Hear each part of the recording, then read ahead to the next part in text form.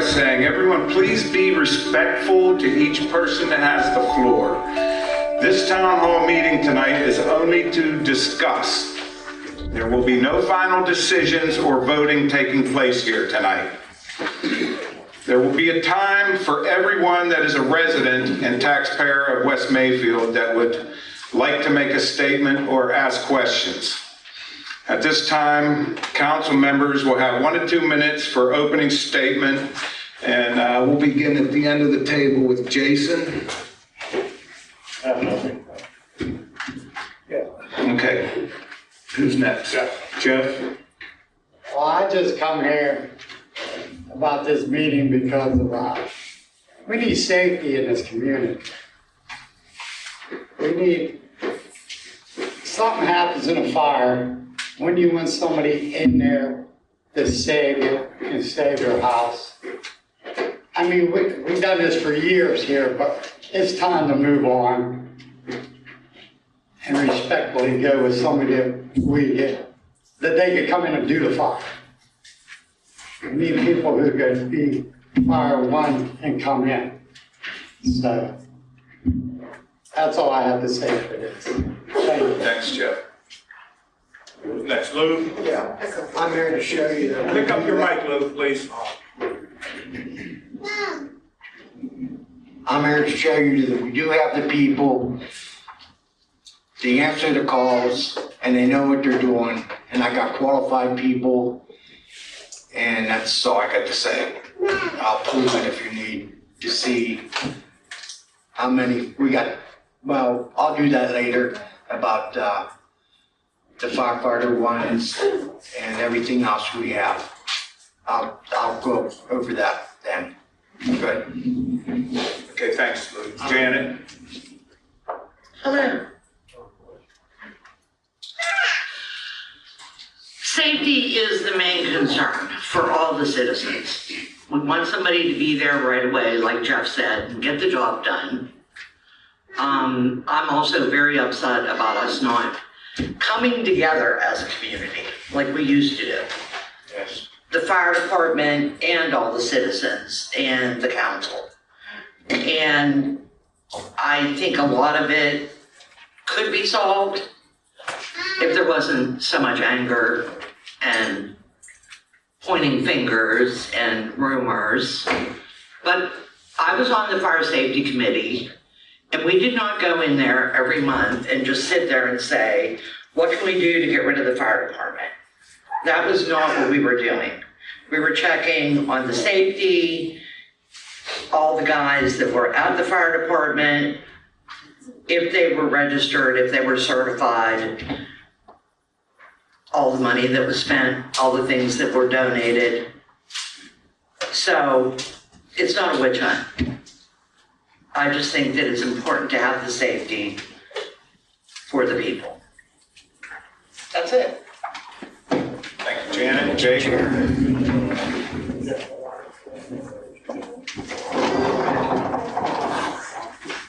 So again, no matter what happens tonight, the only thing that concerns me is the safety for the borough.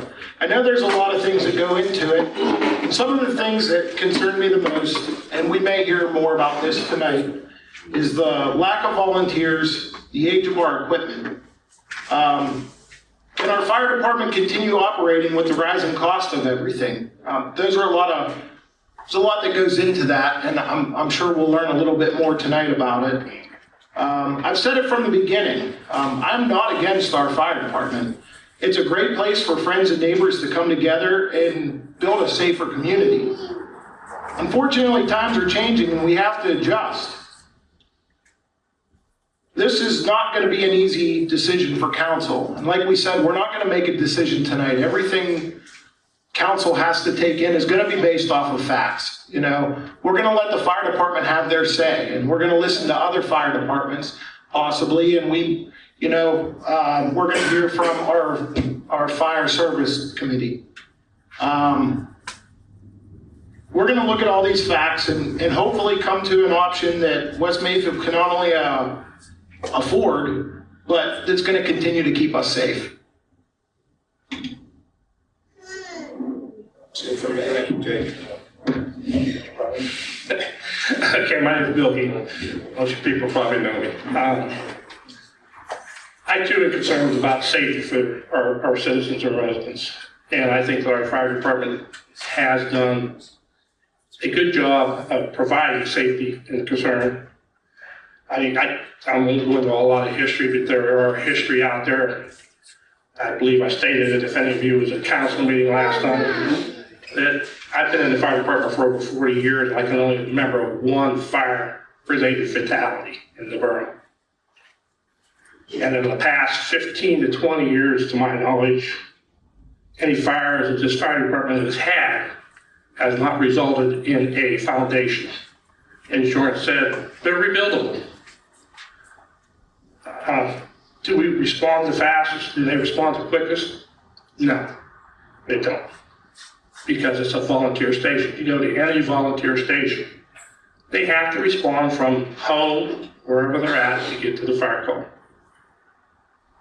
That's just going to take time. You're never going to be able to just keep up with somebody that has, quote, paid people in-house. Want to pay the fire department to be here? We can put paid people in. But, you know, that's just going to cost the citizens more money. Don't want to do that. So I think that this fire department is doable. I think there are some issues here, definitely. But I think they're fixable. But we can't fix them unless we get you people involved. You need to come and help. Then we can fix it. Just about it. I hate to destroy. Why destroy something? Why do we go into destroy mode all the time instead of saying, let's fix it? That's all I got for start. Thanks. Okay, so I think everybody's on the same page here. It's all about the safety. It's about if your house is on fire and somebody's trapped, who do you want to come help you get out of your house? Do you have time to wait for somebody that is on a job to get back to the fire station, get geared up, and get to you? That's the biggest thing. So that's why we're here tonight, and we're going to hear from everybody, and then we'll make our decision. Mayor, did you have anything to say? Forgot about you down there. No, not at this time. Okay, thanks. Okay, so now we're gonna. Okay. Hello. Push the button. Okay. Now we can hear. We'll hear from the Fire and Police Committee. Watch, here, take this one, citizenship. Because you are the committee. Oh, yeah. Okay. We're gonna hear from. I think we're gonna hear from the the Police and Fire Committee, maybe. That would be Lou, Bill, or Jason. Okay, Bill. I don't know what you want to hear about. Yeah. I would rather answer questions than sit here and give you a bunch of information that may not be pertinent to you. Like I said in my opening, let me hold that. Like I said in my opening right there, I don't think it's a bad fire department. I think it's savable. I think we can make some changes, but it requires help. I don't want to spend a bunch of money. This fire department gets, as noted in many, many responses, gets the least amount of money from this borough than any other fire department in the county, probably in the state. I don't know that for sure, but I know at least county. There's no fire department here that gets less money than this fire department gets. And that was researched about 3 or 4 years ago and proven. It's a hard task to do a firefighter's job. And these people back there that are firefighters will tell you that it's not fun and games. It's work. It's hard. You answer that call at 4 o'clock in the morning, yeah, it's hard. But to save the fire department, I think we need to be, I've been asking for years, even through all this stuff, we need the citizens to join the fire department. If you don't like what you see in this fire department, please, we have applications here. Come up, fill out an application, join it, and help change it, help make it what you want. Don't destroy it. It's a viable fire department. It does good work. It can do good work. We've done good work. It was recognized for quite a while, being one of the better fire departments. But things change. That's just what they say. Things change. This is not the only fire department that runs as a volunteer. Let's see. I think Beaver Falls is probably the only one right around us. Is Brighton Payne, I can't remember, that are volunteer firefighters. Every one of them people have to respond from home or work or whatever to get to a fire call. Then they have to go get on a truck, just the same as here. Some of the issues here are because of such a low participation, some of our responders are coming from other municipalities. Now, this fire department has gotten together and merged, well, not merged, but have put together a plan to kind of work with, who all was it, Wake Township, Patterson, Heights, and he also worked with some with Chippewa. You know, that's what they do.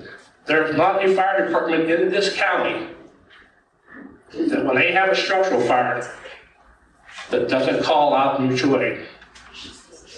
Not one. They all call mutual aid. Because they have to. They have to call mutual aid. I get you right there. They have to call because the manpowers are tight. Volunteerism is down. There's no doubt about that. But they all have to call mutual aid in order to get the work done. Even the paid departments. I think even Pittsburgh probably calls mutual aid time, whatever, depending on where they're at. So that all has to happen.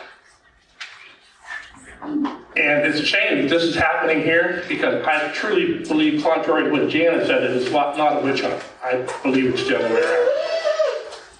Because none of this was even talked about or even viable until about a year and a half, 2 years ago when the one of the other centennial committees got together and there was some interaction that wasn't good between the fire department and the borough. From that point on, there's been an investigation. Now, I don't know what you call that. I think it's wrong. I don't want to lose our fire department. I want to help it. I want to change it. I want to update it. But to do that, I've got to have help. The fire department has to have help from you people. You know, if we can find citizens who are willing to come up here and help and work and do stuff, that's fine. Things do need to change. Yeah, Dave, do you have a question? I just, hold on a second. We're not going to do any questions yet. This is just, sorry, Dave. that's okay. We're going to come to the citizens in a little bit. Okay, thanks, Bill. This time we're going to give the Fire Service Review Committee the floor, and you have up to 15 minutes. You didn't tell me that. You just said talk. You didn't say that 15 minutes. I thought I said that. Yeah. The only one you ever said 15 minutes. Do you want to take your 15 minutes? That's good. Okay. I'll be glad to yield the floor. So my name is Kevin Farkas. I am the citizen co-chair. I'm sorry, I'm behind that speaker there. Citizen co-chair of the Fire Service Review Committee. I'm not going to spend a lot of time talking about what the committee found because that is in a report that has already been submitted to council at our last council meeting. That report is online and it's public. You can download it, you can search it, you can take a look at all the facts and figures that are in there, and there's quite a bit. Half of that document is appendices, such as our surrounding fire departments, our communities, what are they spending on fire service, right? West Mayfield is 23% of its public safety budget. Chippewa is 15% of their budget. Patterson Heights is 35%. Patterson Township is 15%. So if you want to talk about numbers, we did a lot of due diligence with the numbers. especially around the budget. And what do you see as some of the citizens put those flyers on the table there about what we're actually spending on fire safety in this borough?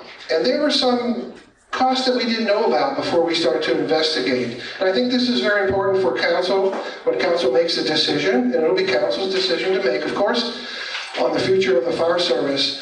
They can look at these numbers, and these numbers come from public documents, budgets, financial annual audits, council meeting minutes, and right-to-know requests that we submitted to the Borough Secretary Treasurer. These numbers are valid and they're accurate, and they've just been updated this month. So you see that the actual amount that the borough is spending this year to date is, I believe, $27,000. And if you look at the budget, it's $16,000. That's a major discrepancy between what we think we needed to spend and what we actually are spending. Okay, but I'm not going to belabor that point. I do want to say that this Fire Service Review Committee was unanimously voted on. Every council member up here voted to create this committee. It was spearheaded by the President of Council. We had 6 citizens on board. We had 3 representatives of the local government on board. And we asked for participation from the fire service here to help us, because as we admit, we don't know the fire business. We needed help to understand the fire business.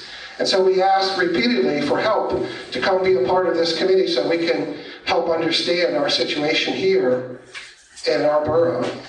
And the fire department, for lack of a better way to put it, I think it actually is stated in the report, refused to participate with us.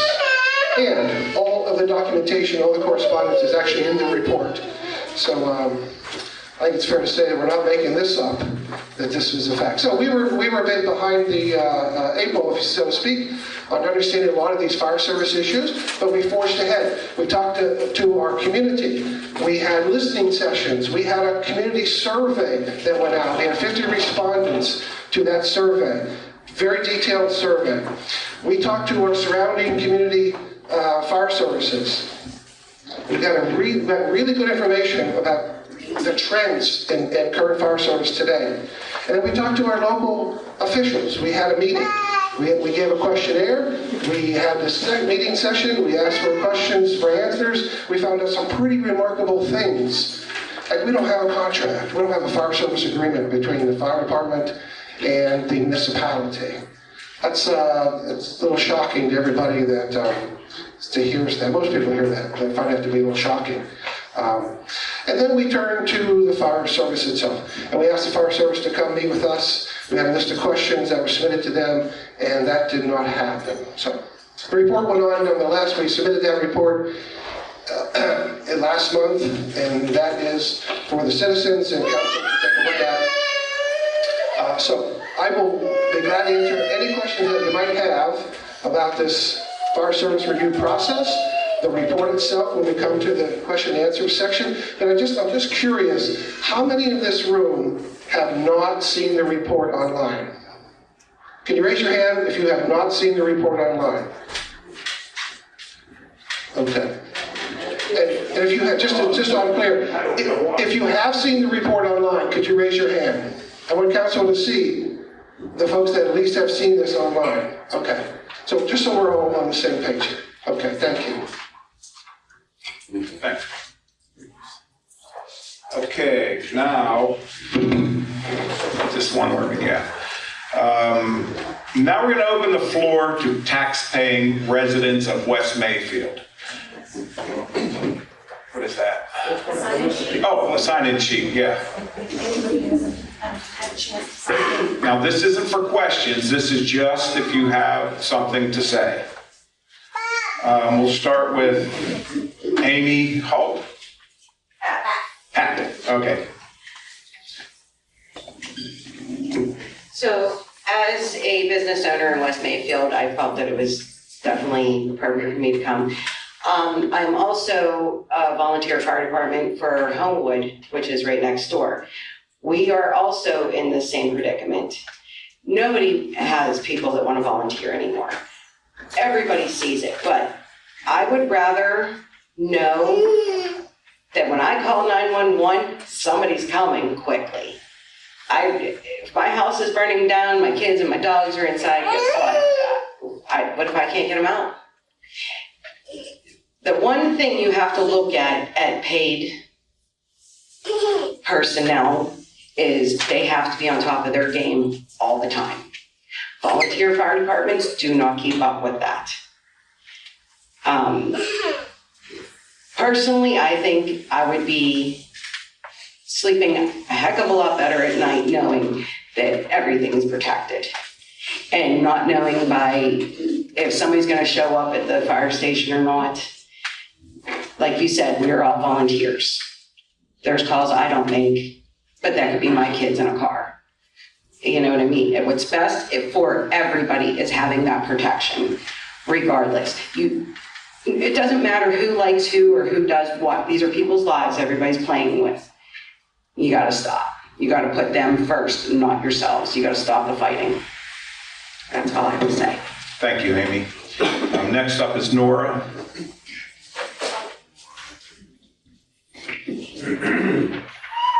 I feel the same way. I just think that we need professional firefighters, because if there's a big fire and everybody's working, you might not make it to that fire in time. And I mean, sure, we haven't had any deaths in West Mayfield, but there's a lot of older houses, there's a lot of elderly people that wouldn't be able to get out on their own. And I don't feel it's right that maybe, minutes count. It might take 15, 20 minutes longer for our fire department to get there. And if somebody's trapped in a house, sooner or later it's gonna happen. So I just feel the same way Amy does. Thank you, Nora. Next up is Dwayne. No. Gail. No, that's coming later. Okay. All right. Mrs. Wiltrout.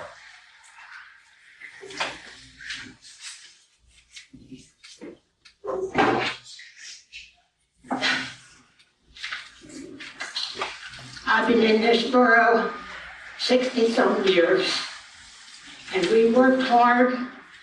We had a group of ladies that used to do things to give the fire department some of their bills, make their bills, and to keep the fire department going. We worked hard. We left our homes 6-7 hours in a day. And then we had bingo, and I was here every Thursday night. Every Thursday night, I was working in the kitchen. Mabel, Gina Cox, took care of the money. I took care of the food. It was a good fire department, and I don't understand what the conflict is between the council and the fire department.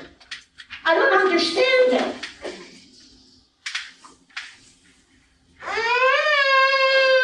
It just don't make sense.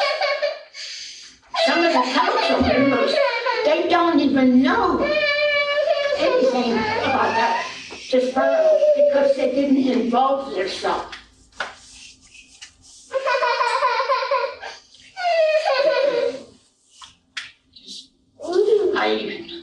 I'm very moved, very touched, very hurt. And I hope that the decision that was made that we keep our fire department. We keep the fire department. Thank you. Thank you. Next up, Ryan Soyson. I got questions. Okay. Brandy. Okay. Kathleen Curry. I've been living in this neighborhood for, I'm going on 15 years. I just want to see our fire station stay here for safety reasons. My concern is technical questions, response time, who's gonna cover, things like that. But my main concern is the children of the area and what's best for them. So I'll save my questions for next time. Thank you. Thank you. And Tom DeLuca.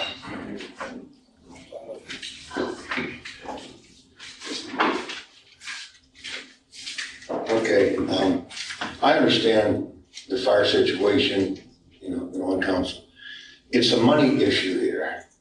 It's not about safety and all that. I mean, I understand everybody that works for the borough, for the fire department is trying to do their best job. But look at the community, we're old. You can't compare us to Chippewa, we don't have the tax structure that they have or matters. I mean, we've lost a lot of residents, so, I mean, you guys are gonna have to make a decision on a money basis. And that's what it's all about. I don't wanna see taxes raised in this borough because you got elderly people, and I'm one of them now. And I can't see how you can support this fire department. I just can't see it. Not that I don't like to see it happen, but everything I'm seeing on this sheet is pretty pathetic, really. Because they're losing big money, and I don't even know where they're getting their money. And it's a shame, but the only way you can get this resolved is to raise taxes or something like that, and I'm sure nobody wants to see that happen. So you guys' decision is, which I hope you make the proper decision, and outsource it or whatever you think you have to do. Our equipment's old, like Jake said. One of them engines blow up on one of them trucks, you're looking at $30,000, $40,000. Where are you gonna come up with $30,000, $40,000? You got tires, you got fuel, you got insurance. You just can't afford it. It ain't a matter of being mad at anybody or any of that. It's just a matter of, if you can't afford it, you gotta make decisions. And that's what you guys have to make. And I hope you make it on behalf of the citizens of the borough. That's it. Thanks, Tom. At this time, I'd like to open the floor up to our current fire officer of West Mayfield. Oh. You have a, Earlier, I wanted to say something. go up to the mic, Dave. Earlier, I wanted to say something, and this isn't questions, but I just wanted to say that I moved into this community in 1969. Lived right beside the fire station. Been there ever since. And for some reason or other, I always felt safer than a lot of the other people in here, because I felt, boy, I'll tell you, they'd be right here right now. That's really not the case, though.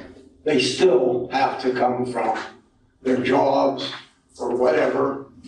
They're not sitting in here waiting.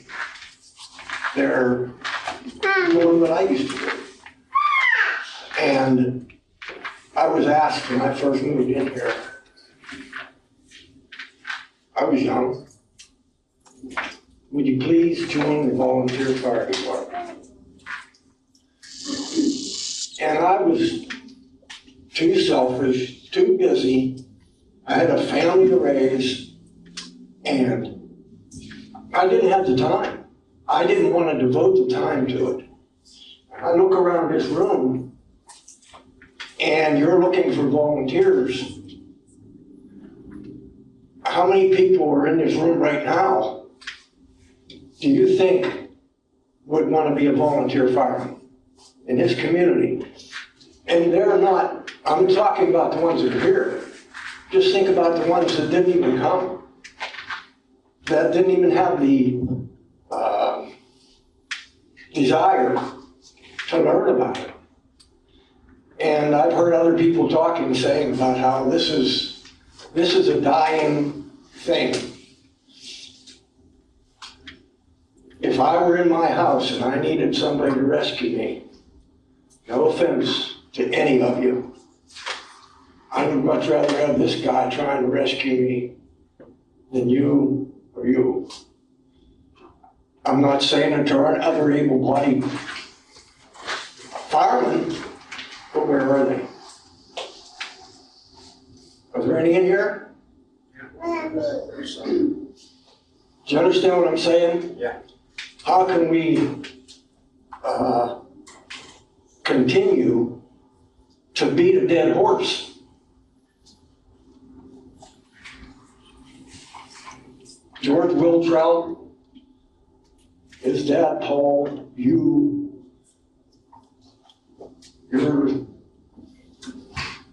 for the lack of a better word, you're has-beens. You can't, I'm a has-been.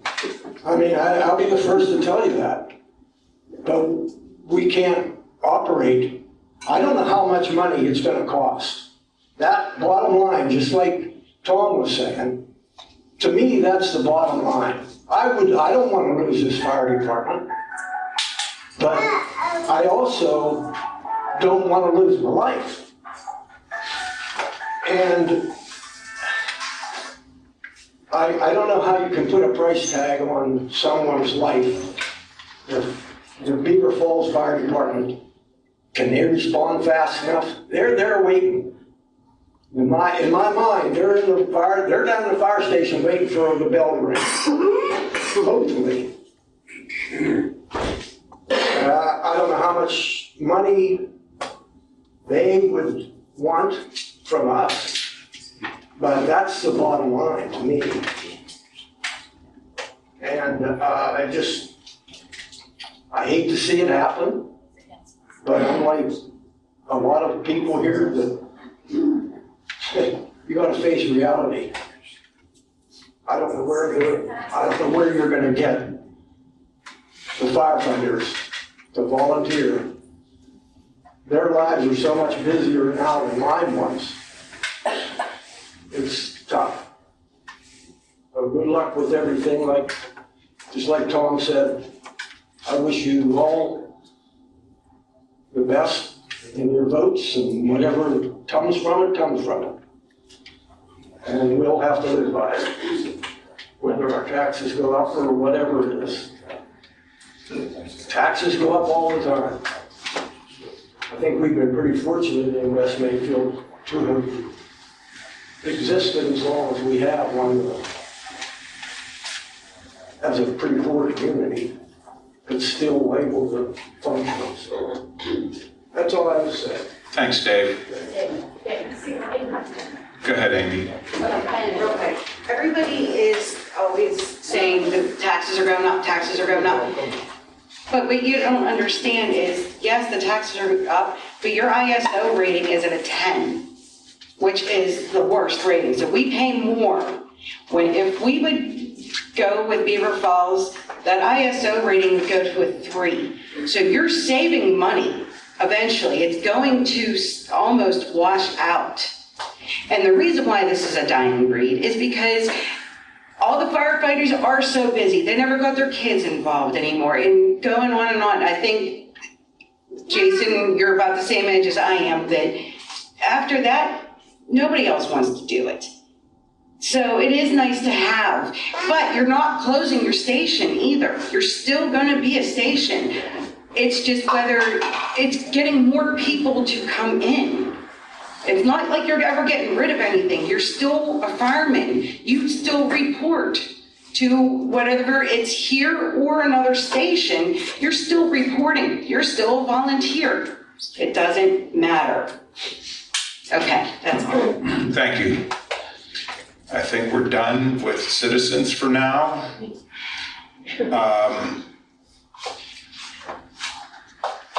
This time, we're gonna open the floor to our current fire department officer for 20 minutes.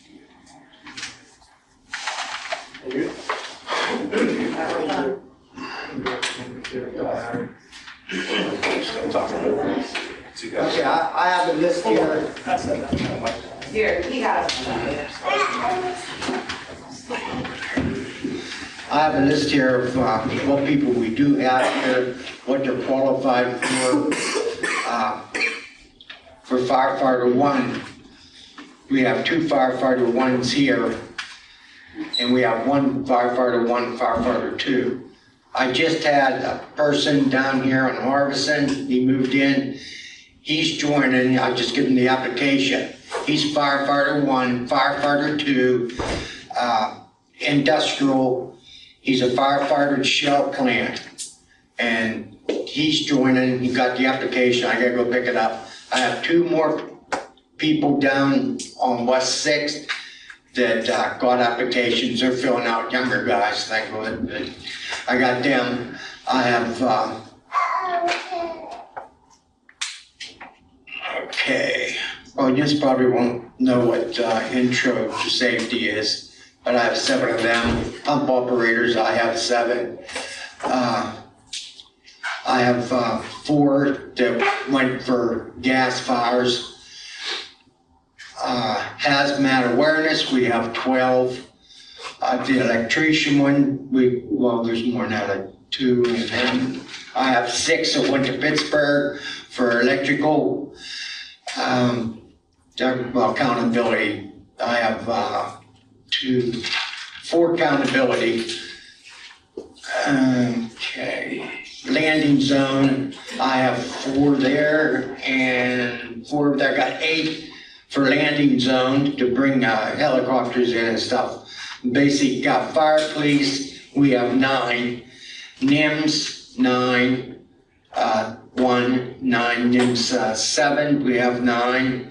EVOC, we have 3, 4, 7 that got EVOC, that's for driving the equipment and stuff like that. Hybrid, for hybrid cars down there, electric, I have 1, 2, 3, 4 for that. Okay, BRA, I have 4, and BVRO, I have 5. ISO, I have 4. Hazmat operation, 8.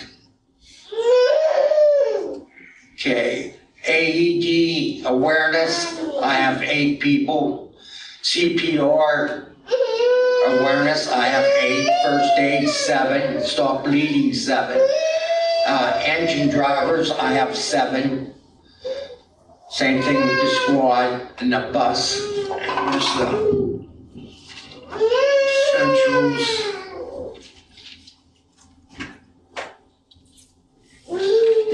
Okay, hold on a minute, please.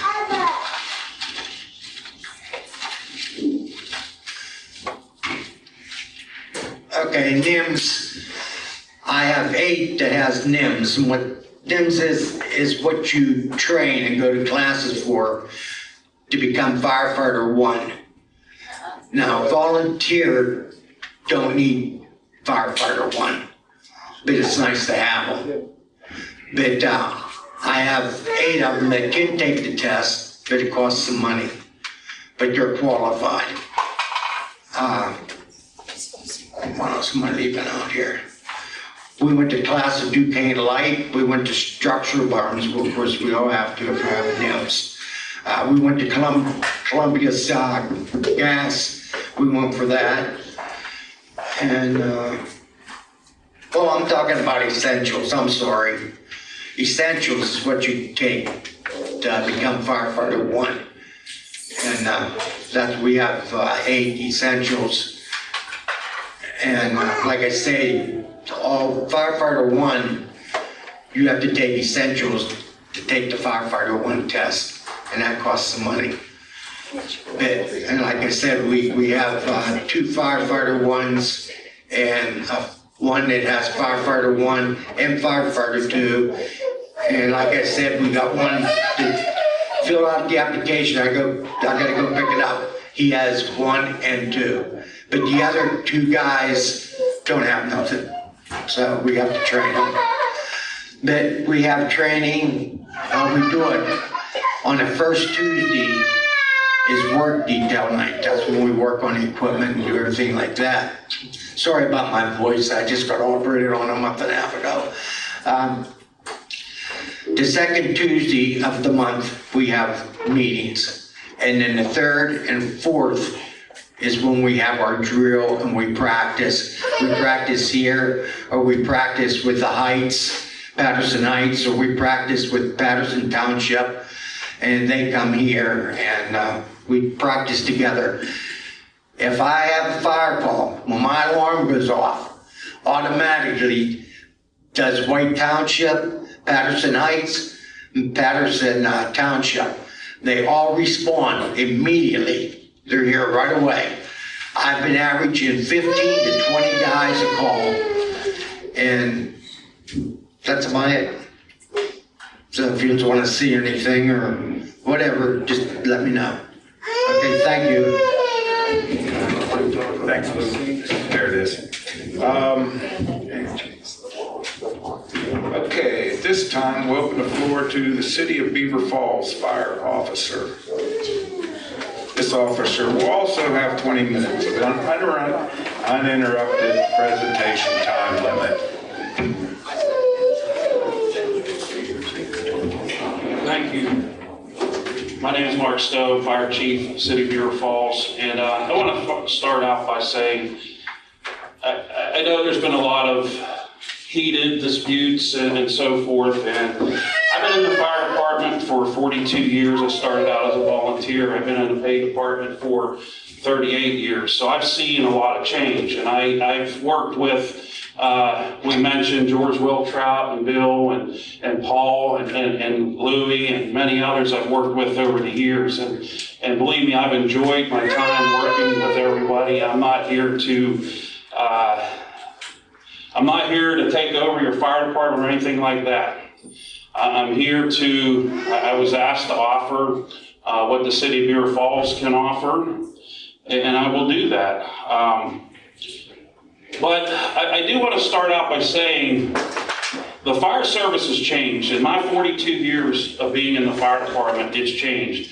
When I joined the fire department in 1982, things were much different. All the fire departments had members. Most of them had a waiting list to get in. The other thing that we had was the mills were all running. The B&W plant was operating 3 shifts. There was plenty of people to be firefighters. They had the time to be firefighters. Today, people don't have the time. People don't want to make the time. People just, honestly, we can't, it's hard for us to even get people to fill out applications to be paid to do this job. I just did civil service interviews for the City of Aliquippa last Wednesday. They had 2 people that applied, and that's to be a full-time paid firefighter. So anybody that thinks people are going to come and volunteer to do this, I'm sorry, the days are over. I'm just sorry. Yes, occasionally we get a member that comes in, yes. But the day of people coming, knocking the door down, wanting to be a firefighter, it is over. And all fire departments are struggling. They're all struggling the same, believe me. And there comes a time where, we all have to admit that we have problems. And I'll be the first to tell you, we have problems. Our fire department isn't like it was when I joined. We had probably 55, 60 members in our fire department, okay? We still do pretty good. I mean, we still have a decent roster, but things aren't the same. Things aren't the same, okay? And I don't think we're ever going to see the day that yesterday was. When you started, when I started, I'm sorry, it's over. It's over. And I think everybody's starting to realize that. And it comes a time where we all have to admit that there's problems. And we all have to think about our citizens. We have to think about the people that matter the most, our citizens. The people that trust that if they dial 911, somebody's coming to help them. And I'll be honest with you, when your house is on fire or you're having a medical emergency, they want someone there now. 2 minutes from now is too long. When you're having that emergency, you got to understand. So, again, you guys have to make the decision. I'm not here to make that decision. It's totally up to you. It's up to you to what level of protection you want, what level of protection you can pay for, and so forth. I will tell you what we have. The Beaver Falls Fire Department's a combination fire department, meaning we have full-time firefighters, and we also have paid on-call volunteer firefighters. We have 10 full-time firefighters, which because our membership has dropped some, the city has added 3 additional paid full-time firefighters to our roster, which now we have 3 people on duty. We used to have 2. During the day, we have 4 people on duty. So we've been fortunate over the last 2 years where they did increase our full-time members. With that, we also agreed to do code enforcement for the city. So our firefighters are code enforcement officers. We conduct code enforcement during the day. At least one member of the fire department is out doing code enforcement. If there's a call, he responds to the call, but his primary duty is code enforcement. Okay. We also have 2 junior members. We have an ISO, insurance service office. That's what basically your insurance rates are based on. We have a class 3 insurance ISO rating. All of our firefighters are certified to firefighter 1 and 2. The only exception to that would be a new member, which any new member has 1 year to get certified. Our officers are all certified to minimum fire officer 1, and most of our fire officers are firefighter 2 and above. We have fire officer 4s and so forth. 10 of our members are Pennsylvania State Fire instructors. All firefighters, all full-time firefighters, and the majority of our volunteer firefighters are certified as Corps Rescue and Vehicle Rescue. The 5-year average annual number of training hours that our firefighters receive is 4,208 hours a year. That's the past 5 years, that's the average. Again, I said that we have 3 to 4 firefighters on duty, 365 days a year. All of our on-duty staff is EMS trained and rescue trained. We have 13 emergency medical technicians, 3 paramedics, and 2 advanced EMTs.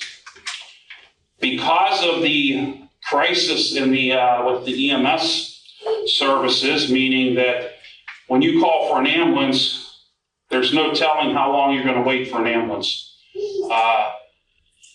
Probably the average time to get an ambulance today is 20 minutes or over. We've waited on scene for over an hour for an ambulance.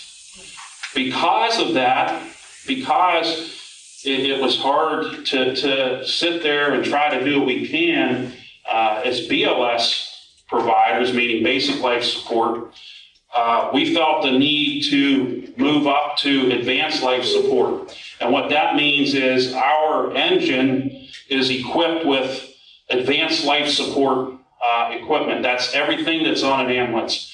Our engine has right to the monitor, drugs, narcotics, everything that is carried on an ambulance we carry now. We have a paramedic on duty around the clock.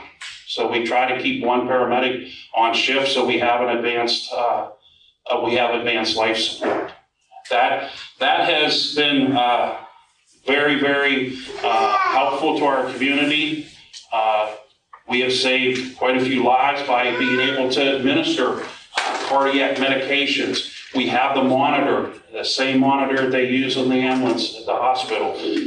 We have the defibrillators. We just purchased it at the cost of $30,000, a Lucas machine that actually does CPR. We put it on and it does CPR. We just purchased that. Again, because of the lengthy times to get an ambulance, we saw the need for that. And I will tell you, if you do, and again, the decision's yours, I'm not here to try to, whatever you guys got to do, but we will provide EMS service to your community. We will respond on all priority 1 life-threatening medical emergencies. And if someone's having a heart attack, you can be rest assured you will have someone at your door on the average of 5 minutes with the equipment that I just said.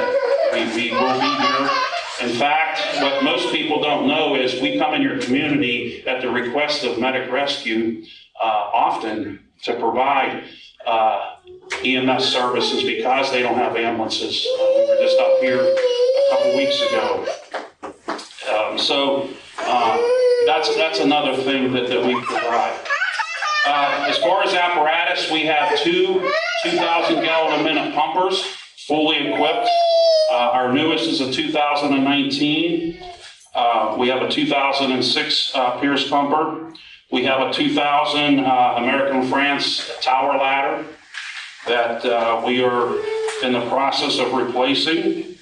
The tower ladder also has a 1,750-gallon-a-minute pump. It's fully equipped with all the rescue equipment, rope rescue, everything. We have a heavy rescue truck that has vehicle rescue equipment, confined space rescue equipment, rope rescue equipment, and so forth. Our second new engine that's downtown now also has a full complement of rescue equipment on it. We respond that out to motor vehicle accidents immediately. It has spreaders, cutters, and everything on it. We have a 2021 utility vehicle, EMS response vehicle that we have all EMS equipment on that also. 2021 command vehicle and a 2021 another EMS vehicle. That's primarily used for EMS and code enforcement. Again, we carry state-of-the-art equipment. We've been very fortunate on getting grants. We have gotten grants nearly every year that we've been able to replace and update our equipment. Last year we got a $190,000 grant for new SCBAs. So our equipment that we have, our hand tools and such equipment is pretty much new for the most part. As far as what we would do for your community, of course, unlimited fire suppression. First alarm assignments for structure fires, you will get 2 engines and a ladder truck. Command vehicle will respond. Rescue, again, our rescue equipment will respond on any type of rescue incident. We will, again, respond to all priority 1 EMS medical emergencies. We again have approximately a 5-minute response time. Our response will be immediate out of the station. Our paid on-duty firefighters, in the event of an incident up here, would respond immediately off duty, and our volunteers would respond to the scene unless other equipment's needed to respond. We would respond that. We would handle any type of service call, hazardous condition type call, hazmat calls, incidents like gas leaks, wires down, smoke investigations, trees down, traffic control, and so forth. Traffic control, I know that's been a bone of contention. We will come at the request of our PD. That's something we typically don't respond to automatically, but when we're asked by the PD, we do traffic control. Provide fire prevention and fire safety to the community. Our firefighters engage in fire prevention. We're very active in that. We provide fire safety programs to schools, organizations, and so forth.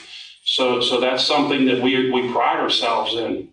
So that service would be also provided. We would provide public service details such as animal rescues, provide water for different situations, sometimes fill a dump tank, things like that. Santa Claus, Easter Bunny, whatever the community would like, we would provide. All that we ask is, we're notified in advance so we can put it on the schedule. Fire chief or his designee will attend meetings when requested. So that's basically, you will get the same services that our citizens in Beaver Falls get, no different. You get automatic response from us. Of course, Bill's right. When mutual aid's needed, of course, we use mutual aid. Everybody uses mutual aid. That's the way it goes. So, again, the offer that we had before in 2021, at the end of 2021, we made a statement that your members, the members of the West Mayfield Fire Department, would be encouraged to become members of our fire department. We don't want to see any of you guys, and I make this very clear, we don't want to see any of you guys. If West Mayfield chooses to use us, again, that's up to you, and you may choose another department, I don't know. But we would encourage your members to become members. And to whatever level, I know you guys have fire police, and that's great. I don't know of anyone that couldn't use fire police, honestly. We don't have them right now, but I know our police department would love it, seriously, because when there's a fire incident, there's a lot going on, and our police have a lot going on. And any help that would be available, would be great. We would encourage even a merger. We're talking about the fire district, creating a fire district. That's the options are all open. And I want to make it clear, again, if the borough of West Mayfield chooses us for fire protection, I can guarantee you we will not slam the door in any of your guys' face. I'm being honest. Your members come down and trained with us the last 2 weeks. We are not going to slam the door in your face. I'm going to be honest with you. That I can guarantee you. So, in closing, again, you have a difficult decision to make. I encourage you to try to make the right decision, whatever that is for your borough. That's what you have to do. But most of all, our job is our citizens. That's all that matters. We're in it for them. That's what we're here for, is them. When they have an emergency, they depend on us. They depend on us, and we have to be there, and we have to be able to do what is needed. So with that, I know there's going to be the question of how much is it going to cost, and I'm going to be honest with you, because we have not. If you guys are thinking about contracting with us, obviously the borough is going to have to discuss this with our city manager and mayor. But I will say this, it will be affordable. It's not going to be something that's astronomical, that you can't afford. And I will say, because it's public knowledge, in 2021, the end of 2021, our offer was $19,100. So for that service. So that's, you could pretty much read between the lines there. So that's all I have, unless someone has a question for me. Thank you, Chief. We're going to open the floor right now to questions or comments. Raise your hand if you have a question. Where was... You want to get the... What have to? I know you said it was in 2021. How much of an increase would that be today? And would that amount stay the same from that point on, or would there be an increase on a yearly basis for since everything is going up? Where would that money come from? Would we have to pay a monthly fee, a yearly fee? No, it'd be an annual fee.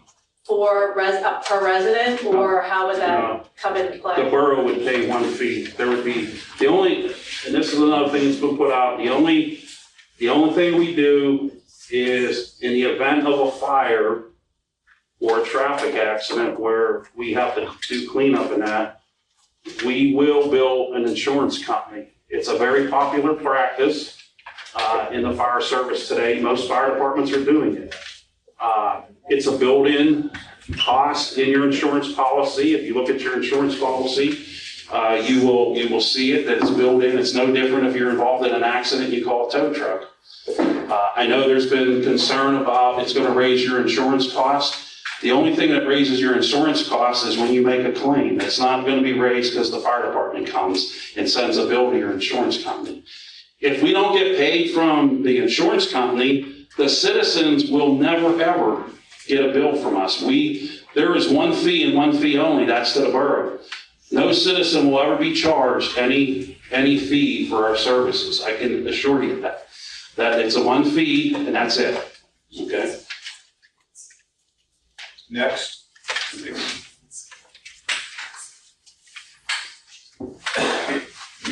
My question is about response time.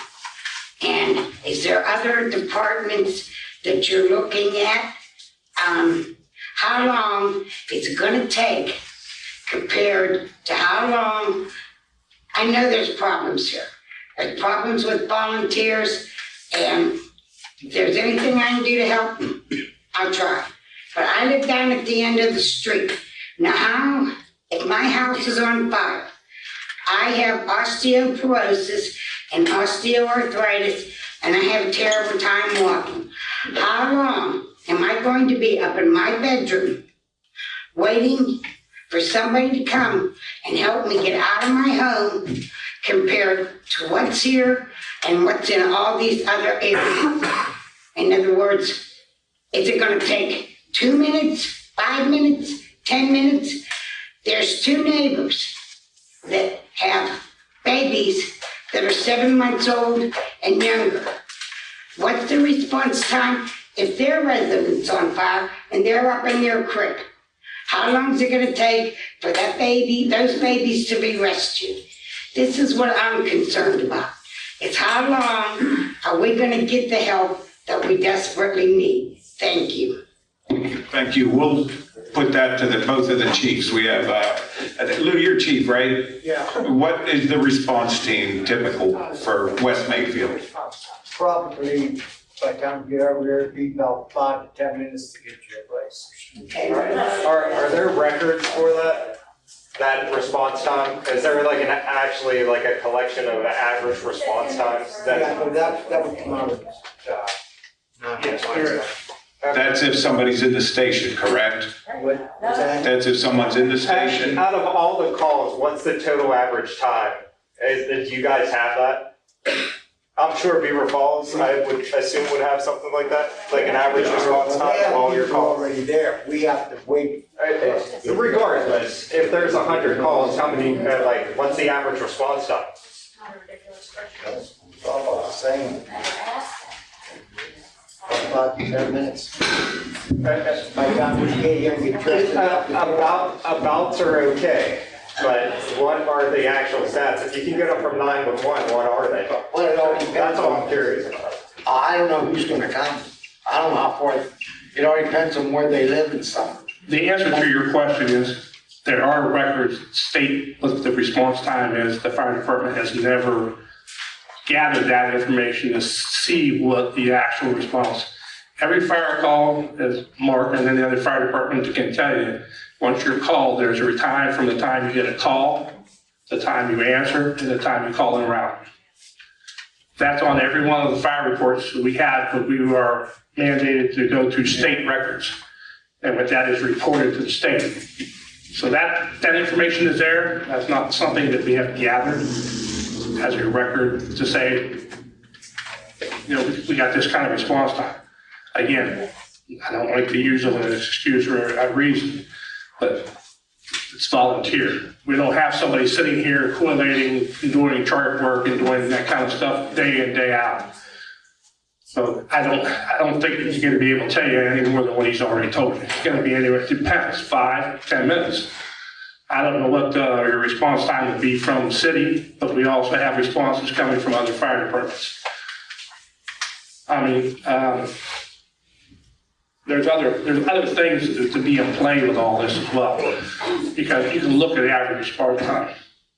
And if we're going to look, I'm going to be flat over here. If this borough is going to look at outside fire departments, the only place it can look is Beaver Falls. where else would you look? It's the only station that has paid live on scene firefighters in station.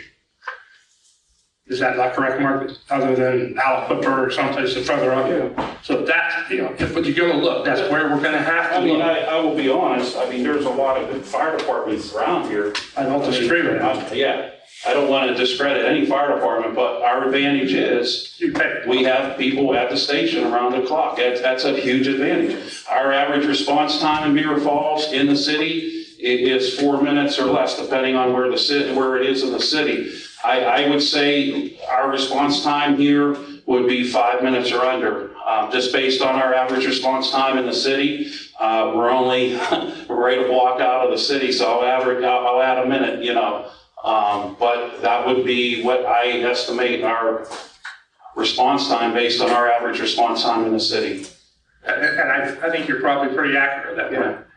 I mean, just I depending on. have another question though about response times, and I don't know if this is the right format, because we went into this last, was it 21, when we had this talk about it. Yeah. You guys call mutual aid when you have a fire. Yes. Other people call you for mutual aid when they have a fire. When you're doing mutual aid, what's that do to your response time? Okay, that's a good question, and I get asked that a lot, and I know through all the negotiations and whatnot through the fire district that was asked, and that's a perfect question. We do not respond everybody and everything out of the city. We never do that. In fact, it's very important for us to always maintain a crew at our station, and we will keep at minimum a couple of our firefighters back. And then if we get the callbacks coming in, which we typically do, we'll typically have 6 to 8 firefighters at our station when we're on mutual aid. But for whatever, if there is a reason that we drop below 4, minimums, we keep 4 at the station when we're out of town, we will call another department to help fill our station. That is an automatic. So I will assure you, we never leave our station unmanned. That is absolutely not going to happen, because again, we have our city to protect. I would never be able to defend our actions if we took everybody and went to Rochester and left nobody at our fire station. I would be out of a job. Yeah, I got So, yeah, we have the city to protect. Yes, so that is number one. We keep firefighters back, and I'm sure anyone here that's firefighters will know we don't respond to everything. We'll respond what is requested, and that's all. If that department that has a fire needs more assistance, we will give it to them, but only when requested. We'll give them more, but we will never deplete our manpower at the station. Thanks, Mark. If I could just interject, we have some folks in the room that are hearing impaired, so it's very important that if you want to speak, let's get you on the microphone, okay? I'll get to you. Just, I think you had. Oh, no, my question was answered. It's answered, okay. Dave? Bobby, I have a question down here when it's time. I just wanted to know something. What brought this meeting to pass? Why are we here? Like I said, I've been here for 50 years and never had a problem. And now I hear that we want to get rid of our fire department. We want to keep our fire department. And I learned something that was shocking just this past year because of this lady sitting beside me, that I never realized that the fire department and the borough were separate. I never had an idea that I always thought everything belonged to us. Everything would belong to the community. But I'm learning now that that's not true. That for some reason or other, the community does not own the fire department. Or to that, when I say own, I mean own it. They don't hold the deed to this place. what brought all of this out that brought us here tonight? Why? Is it money? Is it egos? Why are we here? Can anybody answer that? I can take a stand. All right, there we go. Can you guys all hear me good? This all actually started about a year ago. Certain members of the community had questions, and those questions just were not answered. They tried multiple different ways of doing it. And then the concern got brought up about, why aren't these questions being answered? And what can we do as a community to get them to answer these questions? Well, that's when it all got brought up that maybe we should look into it. Maybe we can, try and find some sort of resolution. And it did kind of go into the money too. Before remember how much we gave last year, the year before? There were 2 years that the borough gave fire department 10 grand. Okay, so those were the years of COVID when there was no fundraising whatsoever. After the fundraising, they gave the 10 grand. After that, then the borough, the beginning this year, took back and went back to where they used to be, which was $3,500 a year is what they gave the fire department. In years prior, before COVID, they also gave an additional $2,000 to help with equipment. They took the $2,000 away this year and just left it at the $3,500. So, again, $3,500. That Eli, you here? Yeah. How many months of bills does that pay? Our utilities on gas, electric, cable. Hang on with the mic. Utilities alone for this building, gas, electric, and cable, water, $700 to $1,000 a month. Heating bill is atrocious in the winter, air conditioning bill is atrocious in the summer. But just to turn the lights on and manage the utilities in this building, easily $700 a month or more. You good? Yep. So when that all started to happen, the fire department came back and said, hey, we're kind of broke right now. We need help. And that raised a lot of eyebrows. Wait a second. What are you guys doing to raise the money? We have certain issues, and they brought all these issues up to council. We don't have volunteers. We don't have the money. No one wants to help. All these things started getting brought up.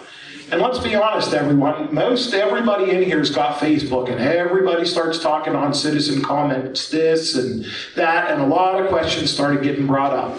Well, the best way to answer all your questions was to form a committee. That is our job as council, is to make sure that everyone in here is safe and everybody in here is heard. That's our goal. We work for you. It's kind of one of those things. So when everybody has all these questions, stuff like this happens. You have to get everyone together. Everybody has to be involved, and everybody has to make some sort of decision. I mean, you guys are the reason why we make these decisions. So the simple fact that you're all here shows that you care. And we're going to listen to what everyone has to say. I mean, like we said before, it comes down to the facts. And what's best for the citizens. So we are gonna, the fire department committee that formed together, they got a bunch of questions answered for everyone. That was done for the citizens. Unfortunately, some of the fire department members don't like that. That's unfortunate. But they were asked many questions, and they were asked to come to a lot of every meeting, and no one showed up. So now we're here, and now you guys, the citizens, can ask all the questions you want, and they can answer them for you. I hope that kind of answered your question. It did, but one more thing. Thank you. Thanks. One more thing I want to ask you. What happened, Bill used to come around every year and ask for a donation, and I was happy to give it to him. What happened? Why do we no longer do that? I mean, I thought it was a decent idea, and I mean, that's not the only fundraiser you could have, but it helps. But we don't do that anymore, and I'd like to know why. Okay, the reason is they raised, giving us money up from 5,000 to 10,000. So that's all we needed. So we felt we didn't have to go and get money off of residents because they did that. Now they dropped it back down, even lower to 3,500, and we were going to come around and ask for donations. Well, don't you have a surplus that you could have continued to do it and put something in reserve? Well, they really didn't want us to do it after they give us that money. That's why they give us 10,000. Who's they? You did not want us to go around and get donations. You said you give us, well, obviously we'd have back to council. You said as long as we get 10,000, we don't have to go up for donations. And I agreed, we could make it on 10,000. But you guys took it back off of us. Because that was COVID. That's why we did it. That was during the COVID. That's why we gave you 10 for the last 2 times. Now we drop it back down because you're supposed to try to make money. Oh, we are. But now we're going to go around and start getting donations. We dropped it because it was during COVID. And Lou, could you give Jeff the microphone, Lou? What's that? Give Jeff the microphone. You done? You took a lot of stuff off the fire department when we made money. So I don't want to hear that. You took the latest auxiliary off of us. Wait, I'm not going to talk. You can have it when I'm done now. Okay, more. I mean, we used to have the parks where we made money for running the parks. Well, council took that off of us. All these years, the money come here to help us out. All you have to do is come here anytime you want. Hey, we're here every Tuesday. Not one of you ever came here.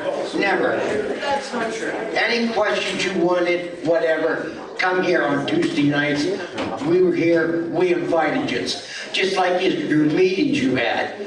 I went and I asked you, can you change it to another date? And I'll have members of the fire department to go there.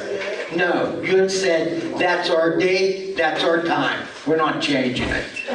So I just want the residents to know that. Here, Mike's got a question. Okay, my name's Mike Taylor. I'm the secretary for the fire department. What Lou's saying about the date of the fire review board is correct. They would not change it. 3 of us had prior commitments for the date or days they wanted to do it.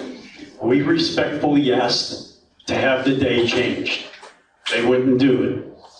If everybody listened to last council on the internet, Ms. Mayor, you also chimed in about the Centennial Board on there. And you stated that when people couldn't make their centennial meetings, you would work with them and change the dates so everybody could be there. Including the fire department. Okay? Yes. But my question is, why would the Fire Service Review Board or Committee not change the date for the firemen and work with them on that? That is one of my questions. You can give that to Kevin. Kevin can probably answer that. Yeah, so let me answer that.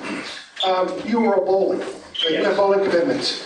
So we suggested that you send surrogates until you were done with bowling. And I gave you by name all the officers of the Firemen's Relief Association and the fire department to send us surrogates in your stead. Never happened. I don't know why, okay? And we gave you an open invitation after May when bowling was done. We never saw you. Puzzled us. But we said to you in writing, it's in the report, by the way, We have work to do, and we're going to continue with our work. The committee unanimously decided to move forward with the understanding, hopefully, that you guys would catch up when you could. You never did.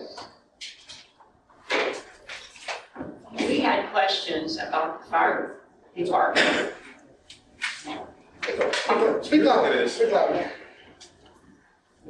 We did have questions at the council meetings about the fire department, which we never got answers.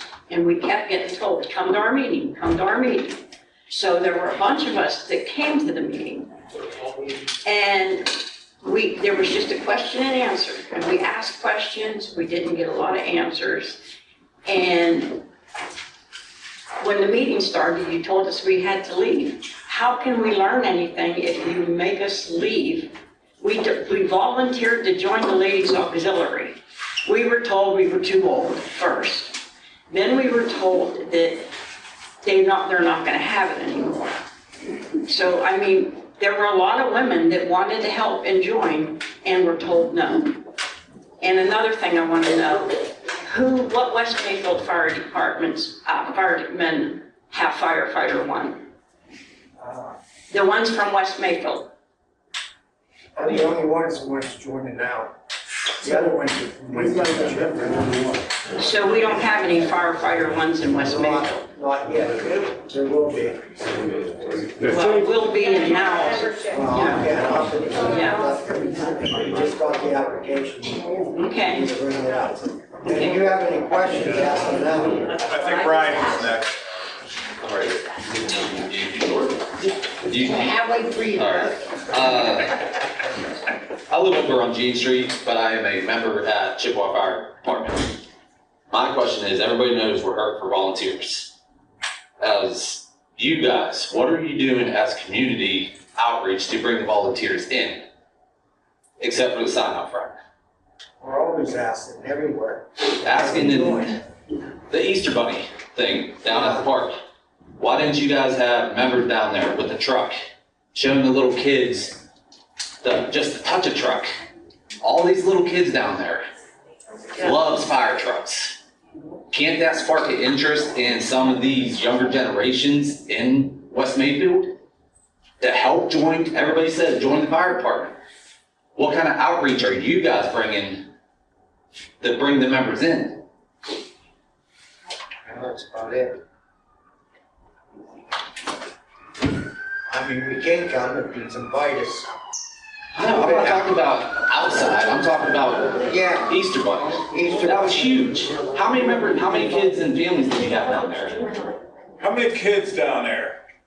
Oh. A couple hundred, maybe? I would say so. That is amazing. It was That is a huge event to bring your fire truck, bring some of your volunteer members down there, put the gear on, show them. A lot of kids are afraid of firefighters. If you're in a dark room, they're afraid of firefighters. Dress up. Show them you don't have to be afraid of firefighters. I ask you a question. Microphone. Do you still do junior firefighters? Of a Chippewa? No, anywhere. Yeah, we just had 2 junior firefighters join us. Of a Chippewa, at least. Okay, because when I belonged to Southside in Rochester Township, 1981 to like 2004, we did all kind of fundraisers, but we started out with teenagers, getting them ready. So when the older members were working, getting ready to retire, they had these young men who started out as 15, 16, 17-year-olds ready to step in. And my question is, what kind of fundraisers have you tried? We used to have bingos, we had spaghetti dinners, we did French fries, we sold hoagies and made our own hoagies. We did things like that. And no, we didn't get a lot from the township commissioners, but we paid the bills. And we also, do you have a ladies auxiliary? We did. Do they do what they're supposed to do? Quite frankly. Because what we did, when we couldn't get any help from anybody, we said, okay, we are going to take women, firefighters' wives, anybody that was interested, and make them a member of the department. They weren't firefighters, they couldn't vote on anything on the fire side, but we could on the social side. And our department went from being a laughing stock to a really, my husband was fire chief for 12 years. And he took a department that was laughed at because they would drink it, training and that, and he said, nah, that's not happening. And he turned that department around. And this is what we gotta do here. We have to get younger guys in, and we also have to say to the women in the community that want to help, okay, fine, come to the meetings. And what we did, the firemen's wives and the women, we ran the bingos. We worked the spaghetti dinners. We did the fish fry. All the fundraisers, we took over and did most of them for one reason. That way, our husbands and we even had a lady firefighter who went, excuse my language, kicked butt, and gave them time to help raise the money for them to do training. A lot of our members, fire school. That was something they said, okay, go to fire school. I'm gonna work. My husband had every certificate from fire school when he retired. They were all over my dining room wall. All right, thank you, ma'am. This is what we need to do. Yes, I agree. I have two questions. Before COVID, what was the average fundraising that the fire department received from the communities prior to stopping everything once you got the 10,000? And then what's the average firefighters from West Mayfield's department that actually shows up on each call? Okay, first of all, anytime we do anything here, spaghetti dinner. Anytime we do anything here, spaghetti dinner, or no matter what, our residents don't show up. We get people from out of the community. How about breakfast? How many people in here comes to our breakfast? Okay, then. It's good. That'd do that. I didn't think there was that many people. Like, we don't have a breakfast because we didn't have enough people to run it. Now, bingo now, because once they started casinos, they stopped smoking. I keep losing my voice. They stopped smoking. People put down the stuff. We couldn't get nobody then, so we closed it up. That's what happened with bingo. And it happened with bingo, and a lot of these places closed their bingo up because of the casino. Yes, ma'am. I've lived here for 1.5 years. I live over on Main Street. We just moved in, sorry. Yeah, I can't. I've lived here for 1.5 years over on Main Street. We just Why moved stop in. it? I'm super loud. You go there. Hello, sorry. My daughter and I just moved in over on Main Street about 1.5 years ago. The only advertising that I've ever seen for anything that you guys do is that sign out front. How does that help bring anybody in? I have a kid in Patterson, she now goes to Biz. You guys don't get involved with the schools. Like this department, our children go to Blackhawk. That's a great school district. If you say that people have to ask you, why aren't you asking them? Why aren't you getting involved? Why aren't you guys showing up at these events? Nobody in this room doesn't want a fire department. We just don't want to die.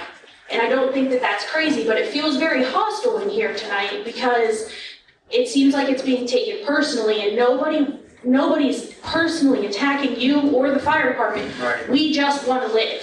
if there's an emergency. And it's not a wild thing to want, I'm sure you want the same thing, but why, you guys say that there's no fundraising and nobody's getting involved, but where is the advertisement? Where I literally live across the street and I have no idea what's going on here. The only reason I know is because I watched you stick a paper in my front door on my doorbell camera. Like, so why are we not advertising more? Why are we not talking more about it? There's a West Mayfield youth baseball organization. So why are you guys not getting involved with that? Why are you not down there? I mean, and people come from outside of town, our area, to play in that baseball league. So it's, I mean, I have friends who come from Beaver to play here.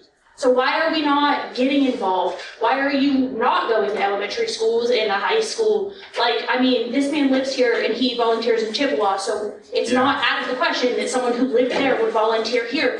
But I genuinely don't understand how, you know, we're getting mad about fundraising, but the only advertising you're doing is a big giant sign right outside of this building, and the only people coming down this road are people who live here. Okay, well, I have a question real quick, Lou. Hold on a second. Ryan, why did you leave here? To go to Chippewa, when you live right down the street?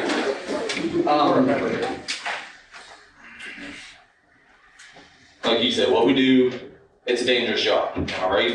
Yeah. I went somewhere, for one, I love answering calls, correct? It's fun going to fires. Second, training is huge. I wanted to not only better myself, but be there for the community, correct? Everything any firefighter does is trying to be the best they can for that person's worst day of their life possibly. The training just wasn't here, guys. Training is huge. We did a little bit, I'm not gonna throw that against you, but nothing like training at Chippewa, teaming up with Patterson, Beer Falls. Just in that couple years, that first year after I left, I was already firefighter 1. I already had my vehicle rescued. I asked you to do that. Oh, yeah. Absolutely. And a lot of people don't understand that. She asked about when you were saying BBRT. Yeah. A lot of people don't know what that was. Oh, okay. So now we are training with the Heights in a township. Right. We are training with them. We're doing everything together. We answer all our calls together. That's why I have so many people to answer calls now. Well, I mean, they have so much more than we have, which helps us out. We have stuff they don't have, and it's working out great. Right. But my question is, why now? Why all of a sudden are you going out and training more with other departments and? Because of lack of people. Now I'm getting people in now. But you had I didn't have them before. You had lack of people before this whole discussion started, correct? Yeah, So, and we trained. That's fine, but why all of a sudden are you training with other departments? Even if you had 2 other people show up or 2 other firefighters go to Beer Falls or Patterson Heights, you're still there. So why all of a sudden, after all this stuff has started, is now the time you start trying to join forces with other people? Okay, if you remember, we was training with Chippewa, South Beaver, Patterson, Heights, we were all training together. Yeah, I remember. And we were going to different places, and then they stopped. They just stopped training together. And so that's... Has anybody reached out to ask why? I went out to Chippewa and asked them why. They didn't have an answer for me. I mean, we would train with Chippewa anytime they would want us. Again, I'm not saying we won't want you to come up. I'm glad to come on up. But the thing is, again, I'm asking why all of a sudden now? This whole thing starting, the fire department might not be here, it might be. Why all of a sudden now? I don't know. We weren't having no problems before this. Yeah, it's not all of a sudden now. They were going out to other fire departments. Fire areas talking coming up. People don't know it because it's not talked about a lot. But that was going on prior. We've reached out to a lot of Jake, fire can you give Bill the mic? Here. Oh, sorry. We've reached out to other fire departments before and done training. We've been to Chippewa many times and done training. we haven't been to Beaver Falls because of the issues that happened, unfortunately, down the road where we stopped calling them, they stopped calling us, vice versa. They don't call us for any calls. They don't call us for any training. We just got a recent invite this past weekend for a house fire. First time I can think of it in probably a year, maybe two. And you're right. We need to do more of what you're saying. We need to go out to these functions. And that's why I'm telling you, the fire department is worth salvaging if we can do these things. But you gotta have people in here that are willing to do that. You gotta get people in and make these changes. You just made a statement. You left because you love to go in to fight fires. Yeah. You're not the only guy that left here because we don't have enough fire calls. So, We get 50 to 60, maybe 70 calls a year. How many does Chippewa get? That much in a month? oh, easily that much. Beaver Falls even farther more than that. It's hard to retain members when they want to be like you. They want to go and fight fire. I want to go fight fire. I want to go fight fire. Well, I'm not going to create a fire for you to learn and for you to go fight. And we've lost several different members for that same reason, just for the fact that we don't have enough fires. They want to go and fight fire. But as far as the other stuff that you talk about, yes, we do that. We do talk, we do train. Like you said, we were part of the regional. They're doing it now. They were doing it with White Township. They've been training with White Township for a couple of years. And they got Chippewa or Addison involved. Because all these fire departments are like us. And like Homewood, Coppell, and all the little fire departments, they're seeing that manpower is down. Everywhere, not just here, everywhere. So they're trying to put together who will cooperate and say, let's train together. Let's run together. It's what they're doing. They're trying to make that effort. Okay, I'm trying to follow Bob's cue on where to go next, but I think we're ready for you. Okay. Okay, I have two questions. This is all super new to me. Can somebody please explain to me what firefighter 1 and firefighter 2 is? I don't know what that means. What does that mean that you're qualified for? If you're firefighter 1, what does that mean? Mark, why don't you answer? I'm sorry, I have no idea what you guys are talking about. He knows more. Firefighter 1 certification it's a state level certification where it's actually administered by the Pro Board, National Pro Board, which is a national agency. What that means is you take a 100 question test, written test, and you also get tested on skills. So in order to pass firefighter 1, you have to pass the written test, and there is 12 skill stations out of 25. They pick certain ones, so you never know what you're going to get when you go. You have to go to a certified testing site, like Butler County Community College is one.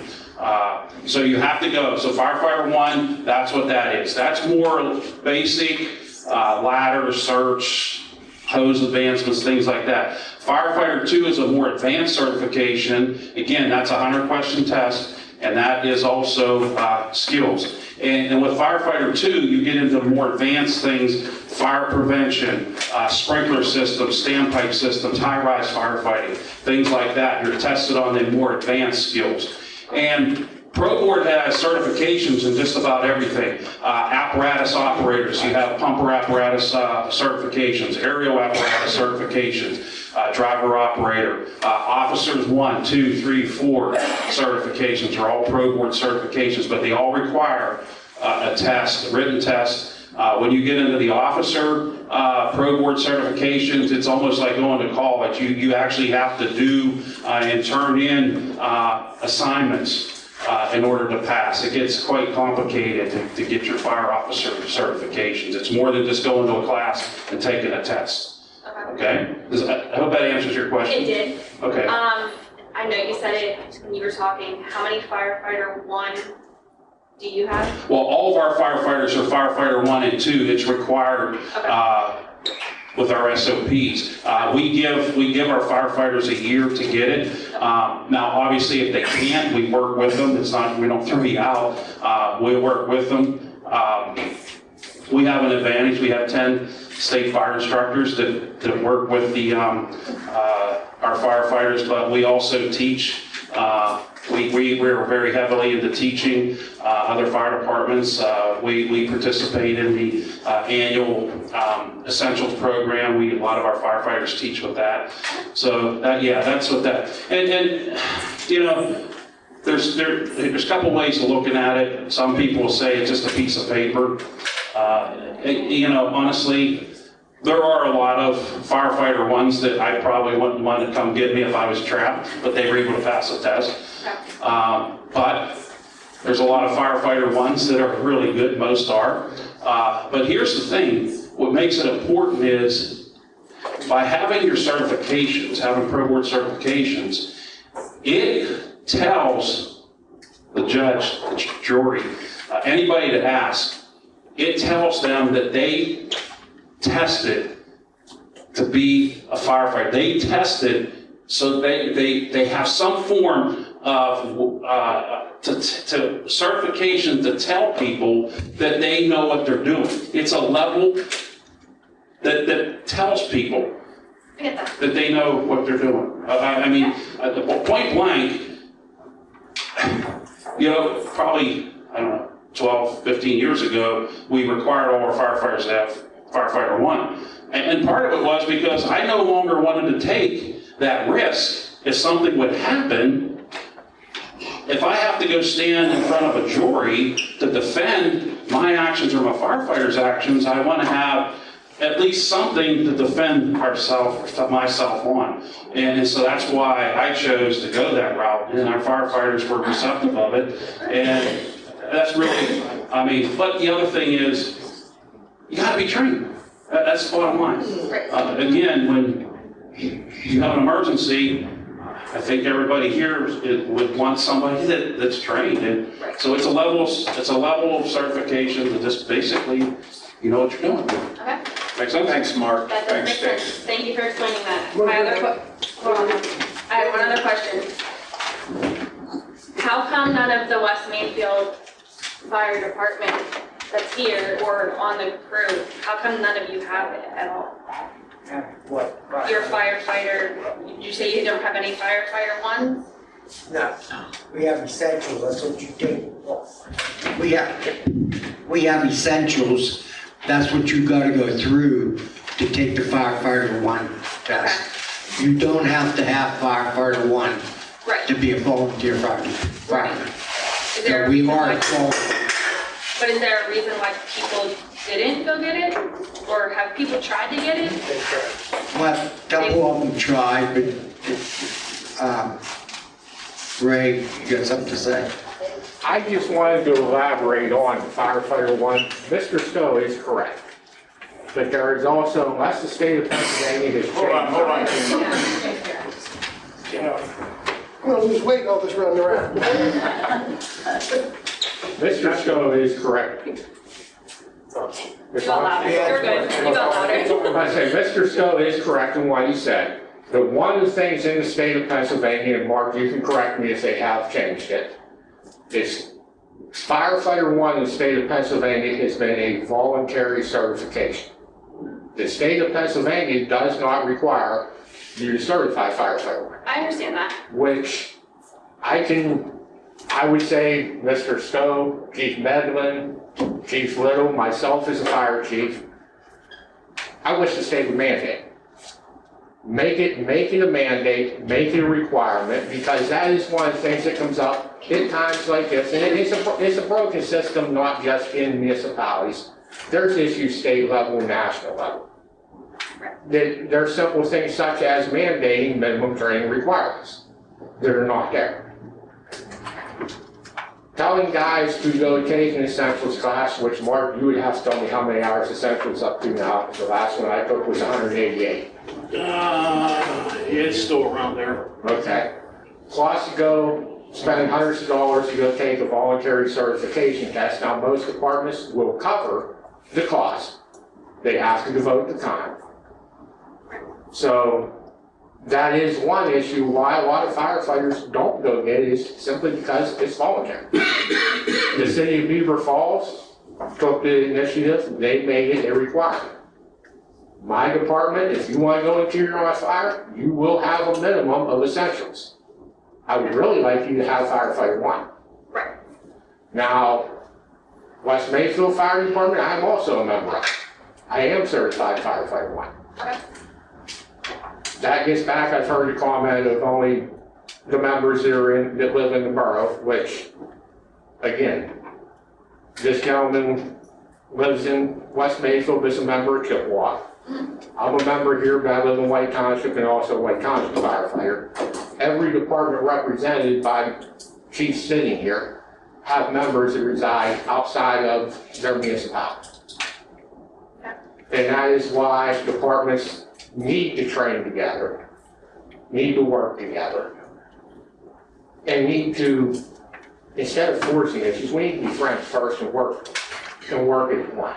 I mean, that's my opinion. I agree with that. But I have 2 young kids at home, so my first concern is safety. Right. If no one, do we know why people can't pass the firefighter one? If they're trying, does that mean that they shouldn't be doing this? Some of us nerds. I know people, sorry, just some of us nerds. I know people from my years in the fire service that can stand here and tell you everything you need to do in a precise manner of how to get it done. But when they come down to taking a test, they freeze.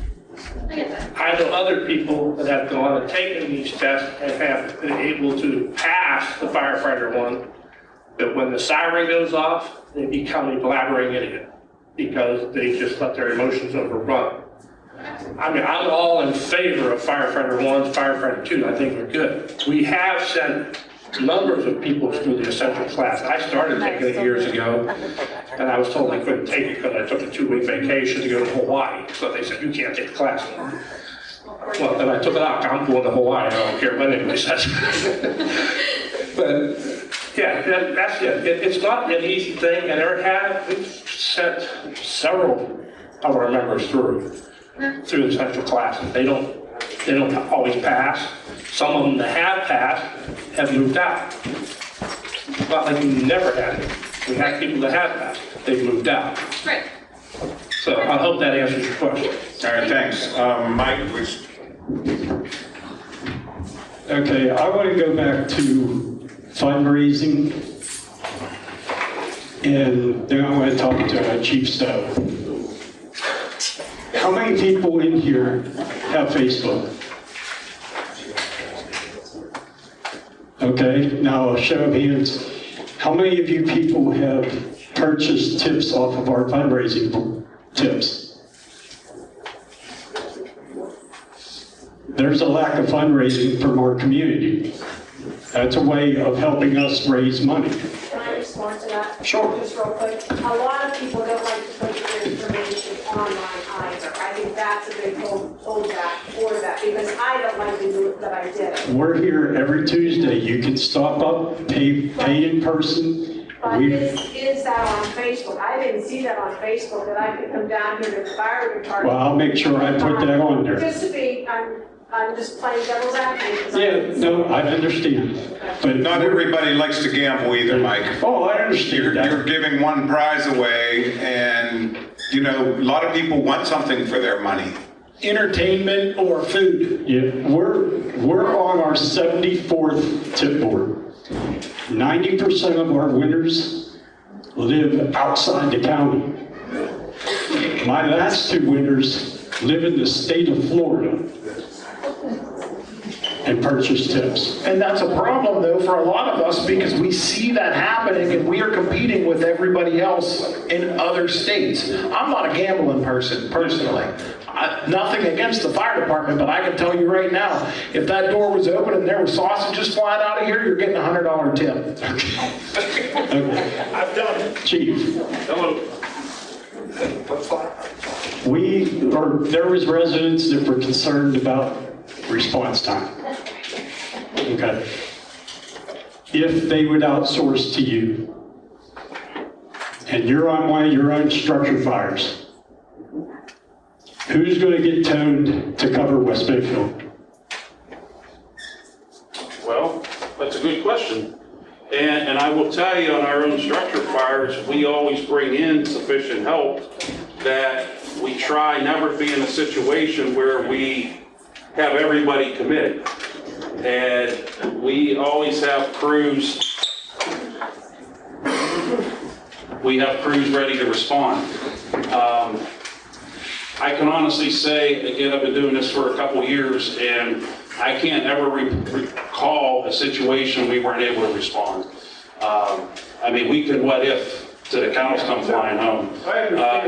You know, a tornado could come through here and wipe everything out, and we might not have any fire trucks. But again, it's nothing against your department. Oh no, I'm answering the question. I'm trying to let the citizens know that there are a chance that there could be 2 fire calls at the same time. Oh, there could be. I mean, it has happened. It has happened. And would it be the paid department responding, or would it be volunteers? No. Again, Mike, it depends on what stage of the fire we're in. Yeah. I mean, let's face it, if we pull up and we just start to go to work and another fire comes in, obviously we got other apparatus coming, we would divert apparatus to wherever the other call is, whether it's up here or somewhere else in Beaver Falls or somewhere. We would divert units to cover that call. But if it's in the later stage of the fire where, you know, the overhaul stage and we have personnel, we would send whoever we can. I mean, here's the thing. It doesn't have to be, a paid firefighter. We look at everybody trained the same level. We're going to get people that are en route to the fire. That's basically how it works. So, again, I don't get into the what if. I get into making certain that we have things covered. I mean, the other night, the training, the last couple weeks you've seen, that was one of the subjects we talked about, always having a backup crew ready to go, a crew that's not committed, because you never know what's going to happen. And I even made that statement, what happens if another fire comes in somewhere, because you have to be able to respond to it. So I think, does that answer your question? Yeah. I just wanted the citizens. Yeah, no, that's fair.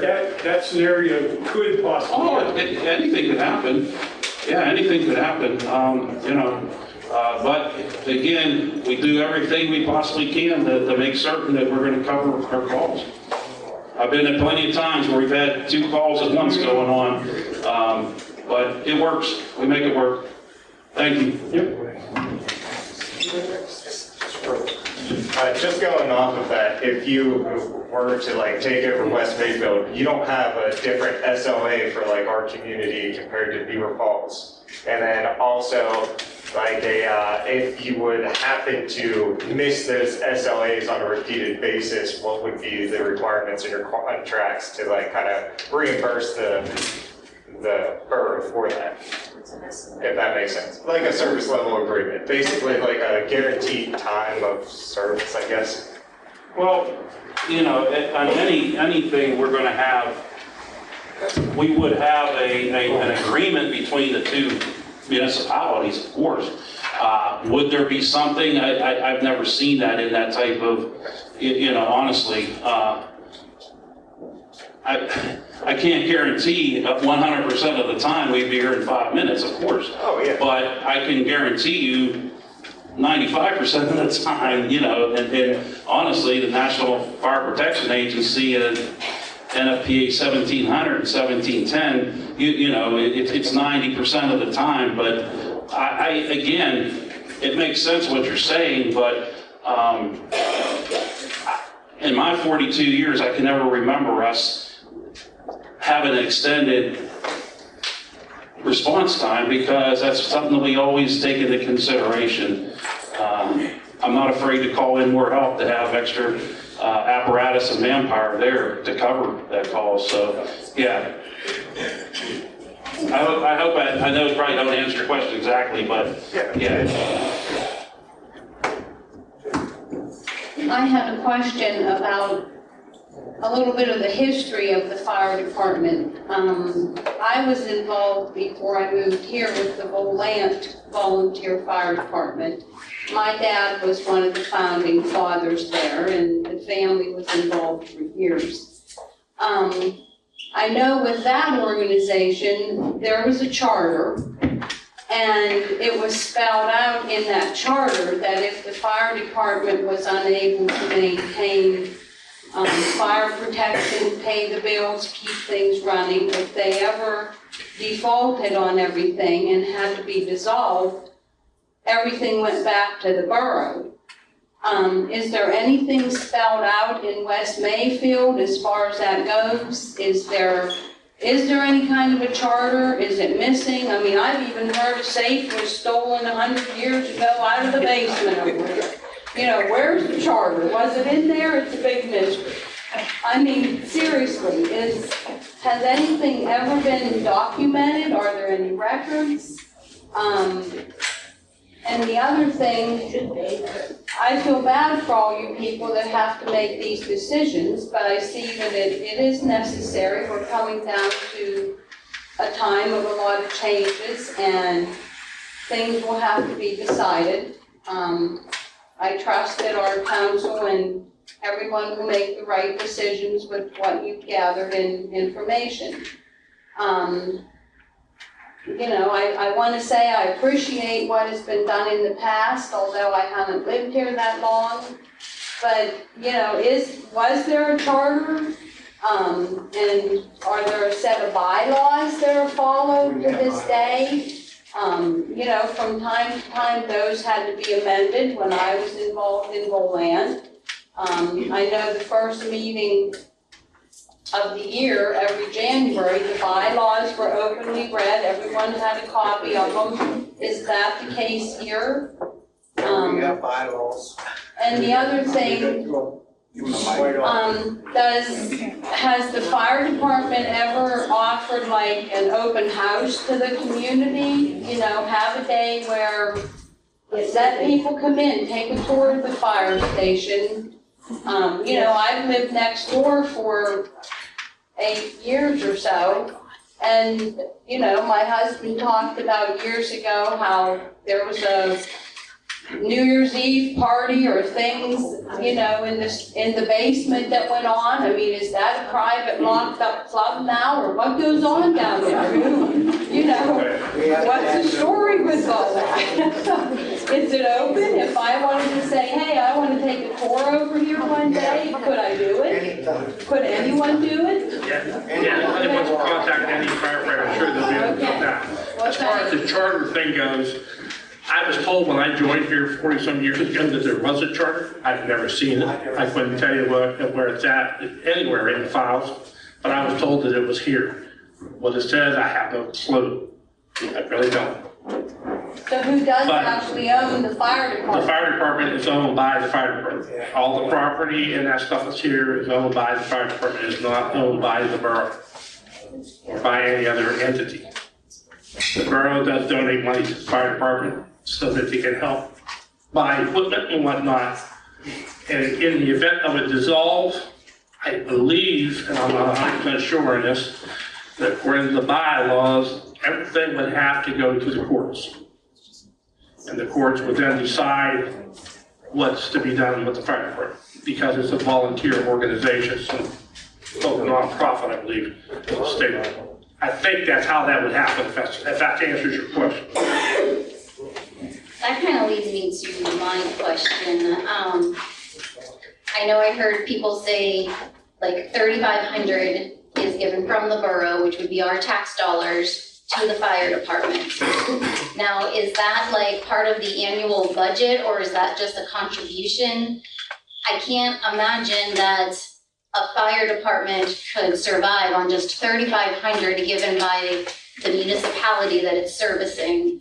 I would like to see what those numbers are, how much is, you know, line itemed in the annual budget from the borough that's going to the fire department. And if one year it was 10,000 and now it's 3,500, where does the other money go? Where's it being allotted to? Why can't it stay with the fire department?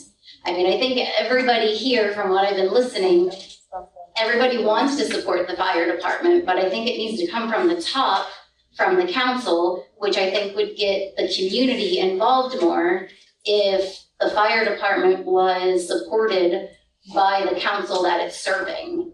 And I'm new to this, but I do work for a municipality, so I've kind of learned a little bit from being on that job.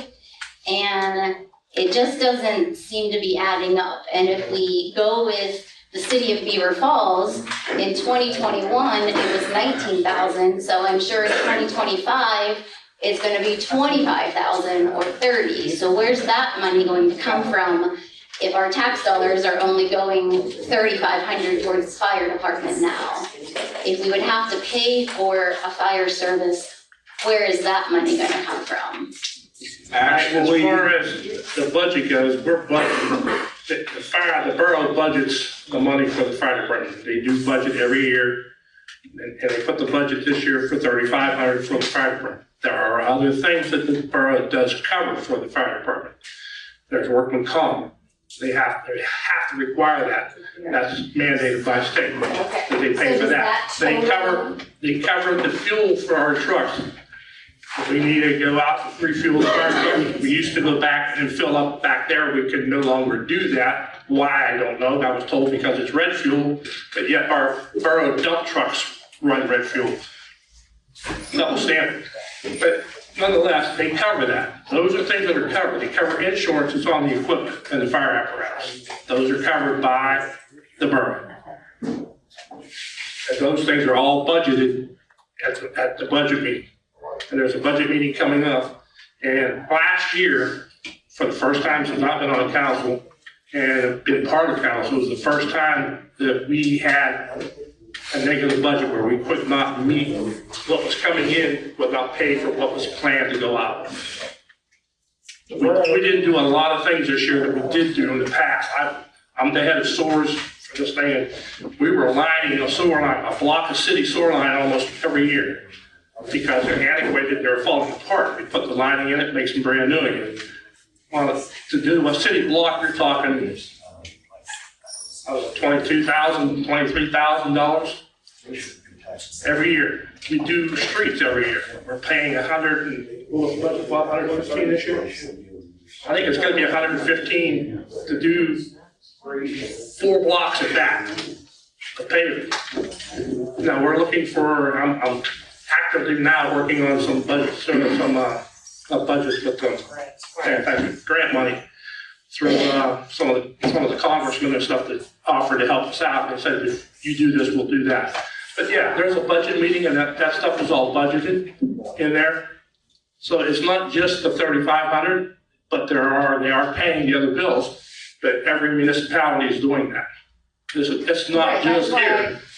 Would the total of what the borough pays, would that cover outsourcing it to another fire service? I don't know, because some of the numbers that are on some of these sheets, I don't believe are accurate.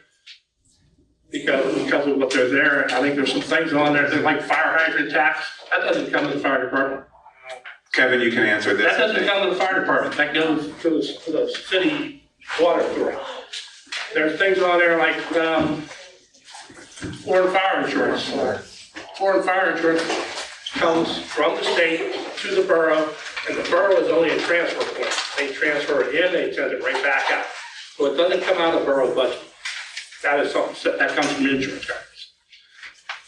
If you want to see a detailed breakdown of the expenditures for the fire service, fire department, and overall, which includes the fire hydrants, $3,800 a year. And actually, there's something else. There's fire extinguisher certifications, $600 or so in the past 5 years. That's an expenditure, not included in the report. But if you want to see a detail, look at the fire service report, and it lists in detail whether that expenditure is discretionary, whether it is state funded or in a pass-through from the foreign fire insurance distribution, by the way, which is permitted to be put into the budget as an expenditure of the general fund. That's in the DCED instructions to the municipal clerks. It's weird, I don't agree with it, but that's why it's there. Right? But you can see a breakdown of all these expenditures and a 5-year look back on all the expenditures, to help you make sense of it, to help them make sense of it as well. Where is that available? It's on it's in the report, Fire Service Report, it's online, the borough website. How How much is the borough currently spending per year average? This, if you see this on your chairs, right now, for the 5-year average, it's $27,809 a year. Now, that's an average over 5 years, which includes the 2 years of the $6,500 additional monies, COVID monies, and so forth. But that's what it comes out to be. But if you see on this, you also see what is budgeted. You'll see the disparity between what the municipality budgeted and what we're actually spending. That's kind of a remarkable thing. I think we need to square that round hole some way moving forward with our budget process. Okay, hold on. I think Tom DeLuca. Somebody else has. I think Julie, did you want to say something? I just wanted to say. Okay, and then we'll get to Tom. Quite a few years back, I gave you a bunch of books and things, other articles. There should be something in those books that kind of go backwards. You ready to talk about books? Right. Thank you. Okay, Tom? All right, I'm kind of like Dave Dacker. I don't know why we're here. We were here for you guys to discuss whether you're going to discontinue the fire department or whatever you're going to do. There's a lot of questions that people brought up, like you're talking about the $3,500. They also get 10, maybe 15,000 from the state that they're not telling you about. So, and they got other ways of getting their money. But, I mean, it's just down to the budget, whether they can afford this fire department or not. Now, they can't get enough help, it's very obvious, we've listened to them, they can't get enough people to support a pancake breakfast. Help, not people coming here, help. I come to pancake breakfast numerous times and couldn't get weighted on it. So I ended up leaving. That's because they had no help. Now, how are they gonna support a fire department when you can't get help for a pancake breakfast? And I mean, that's the truth. And I mean, every word they say here is they don't have no help. They don't have no help. Now, if you want to get safe in this community, and I'm only going to say this, and I don't care what council does, but give it to Beaver Falls. And that's my final thought. Because if you look at the budget they're spending right now, and Mr. Stowe said here in 2021, it was 19,000 something a year. And the way normally it works, you give them a 3-year contract, 3% increase, which is the cost of living. And that's the way we wrote up the fire, or the police department. And I'm sure that's gonna way it's gonna work out with the fire department, more than likely. But in all case seriousness, and as far as getting here in time, these guys sleep down there. They're gonna be out of bed here before these garage doors are open, guaranteed. So you take that for granted, and I hope council makes the right decision. I know it's gonna be, they're gonna lose their identity, I'm sure. And that's a bad thing, but it's time, it's done. Like Mr. Stowe said, there ain't nobody coming to volunteer no more. They don't volunteer for nothing. And even when they come to get paid, they don't wanna show up to work. So, I mean, you know, we got union laborers that won't go to work because they go out and party and they don't come to work and they make $30 an hour. So you ain't gonna get volunteers anymore. Them days are long gone. And as far as spaghetti dinners and breakfasts, they're not gonna raise enough money to support this fire department. I don't care if they have spaghetti dinner every night of the week. You ain't gonna get enough money to support this fire department.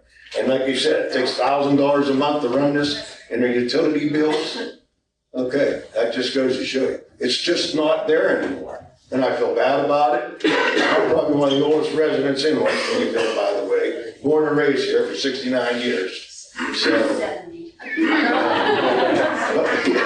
regardless of that. Now, I wanted to bring it up, like Dave said. I mean, we're here for them to make the decision. We got some questions answered, but some of them I don't believe were exactly quite the truth. But these guys will make the right decision, I hope. So keep that in mind and bring it up on the ballot. Hey, Kevin, I think, did the mayor, did you have to get the mayor involved here?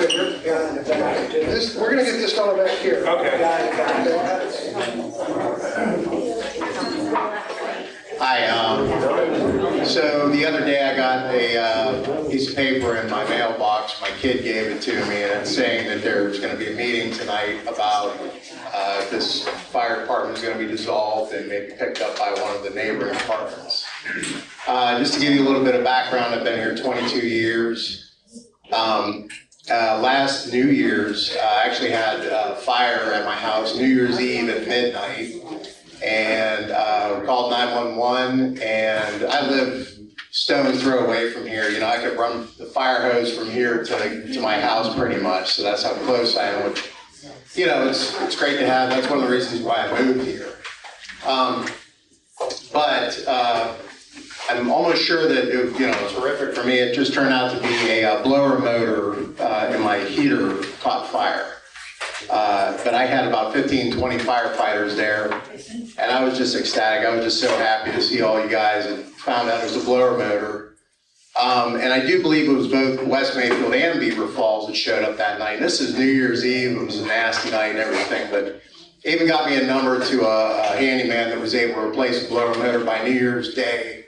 I had, you know, heat in my house. So just to let you know, whatever happens with this, you know, I'm very grateful for, you know, all the help that I got that day. And, I work for MSA. You guys might know the, you know, the equipment.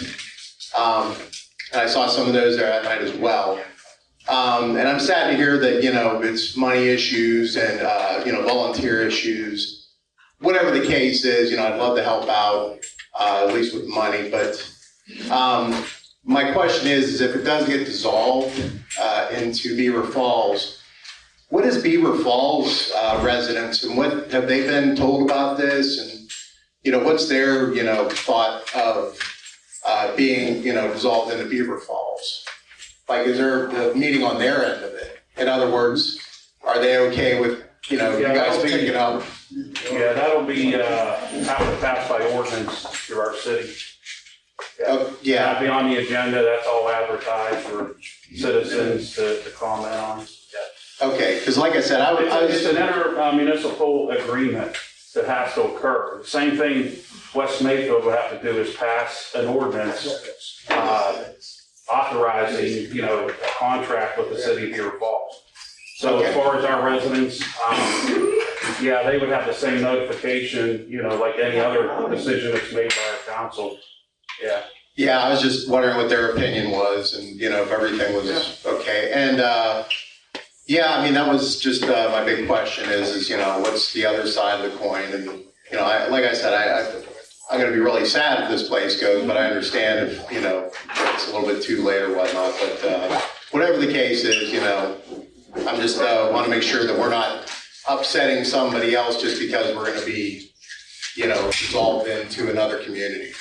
We already contract like with the borough of Eastville, and we've been in talks for over a year with other municipalities and forming a fire district, and our citizens have not had any issues at all with that. Okay. Mayor? Hi. I want to go back to just Justin.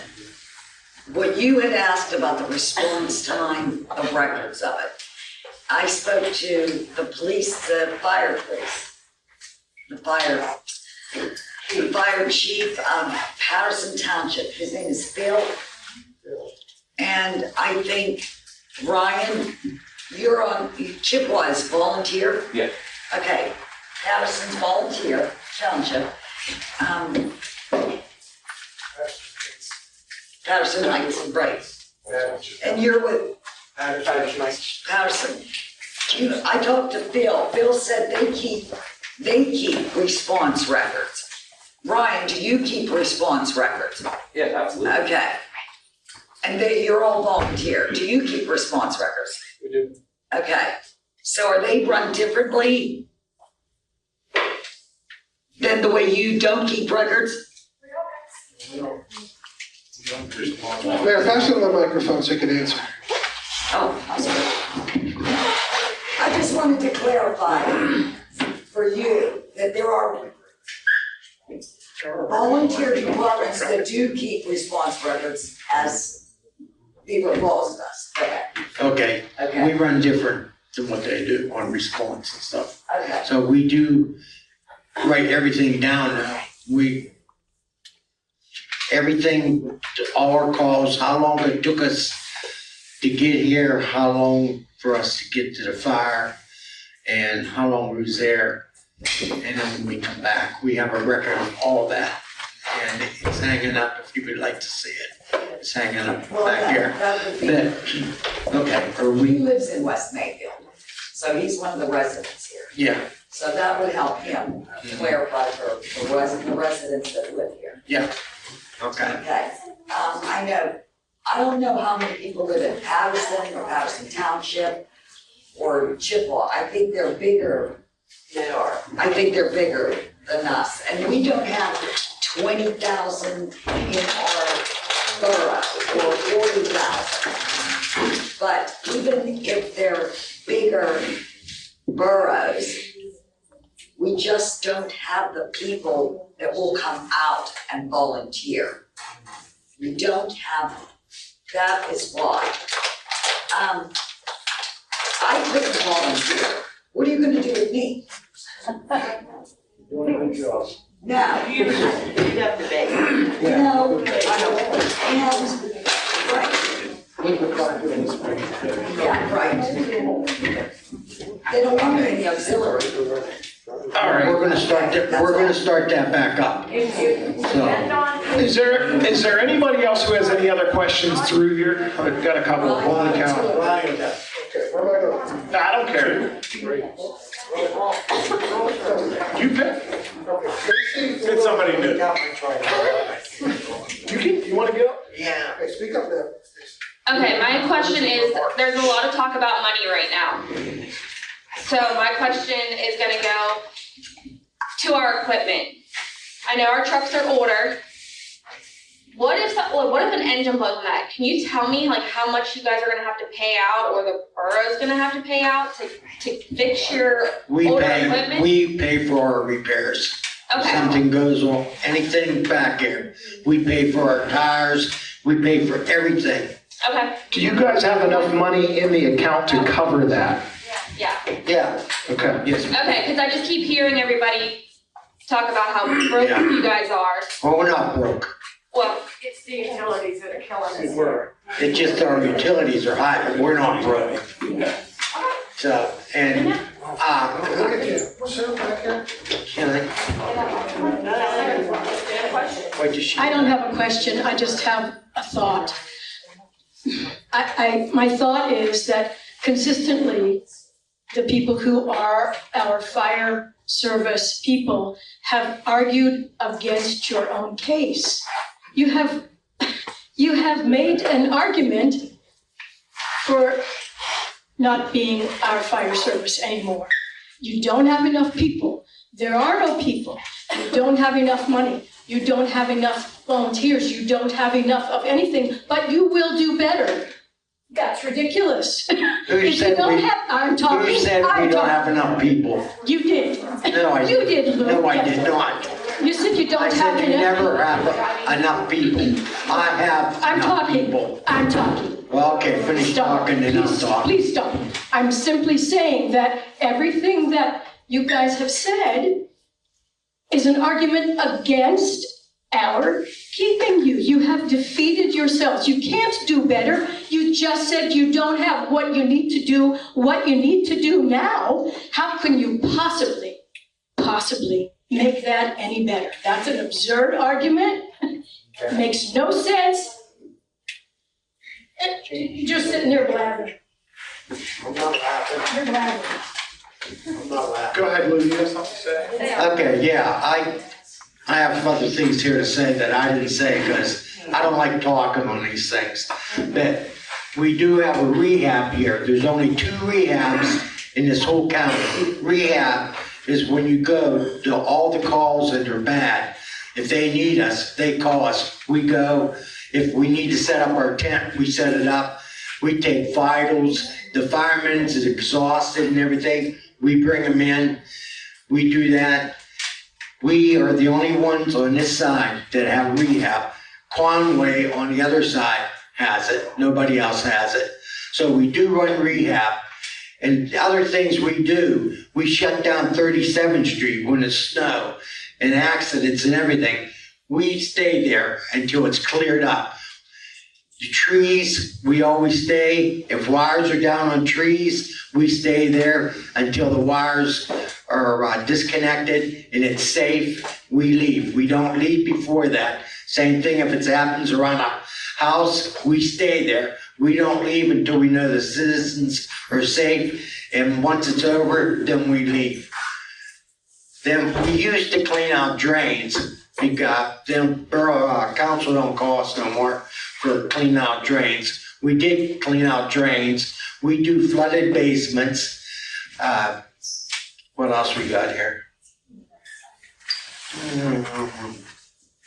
Well, anyways, I have enough people here, but we can always use more people.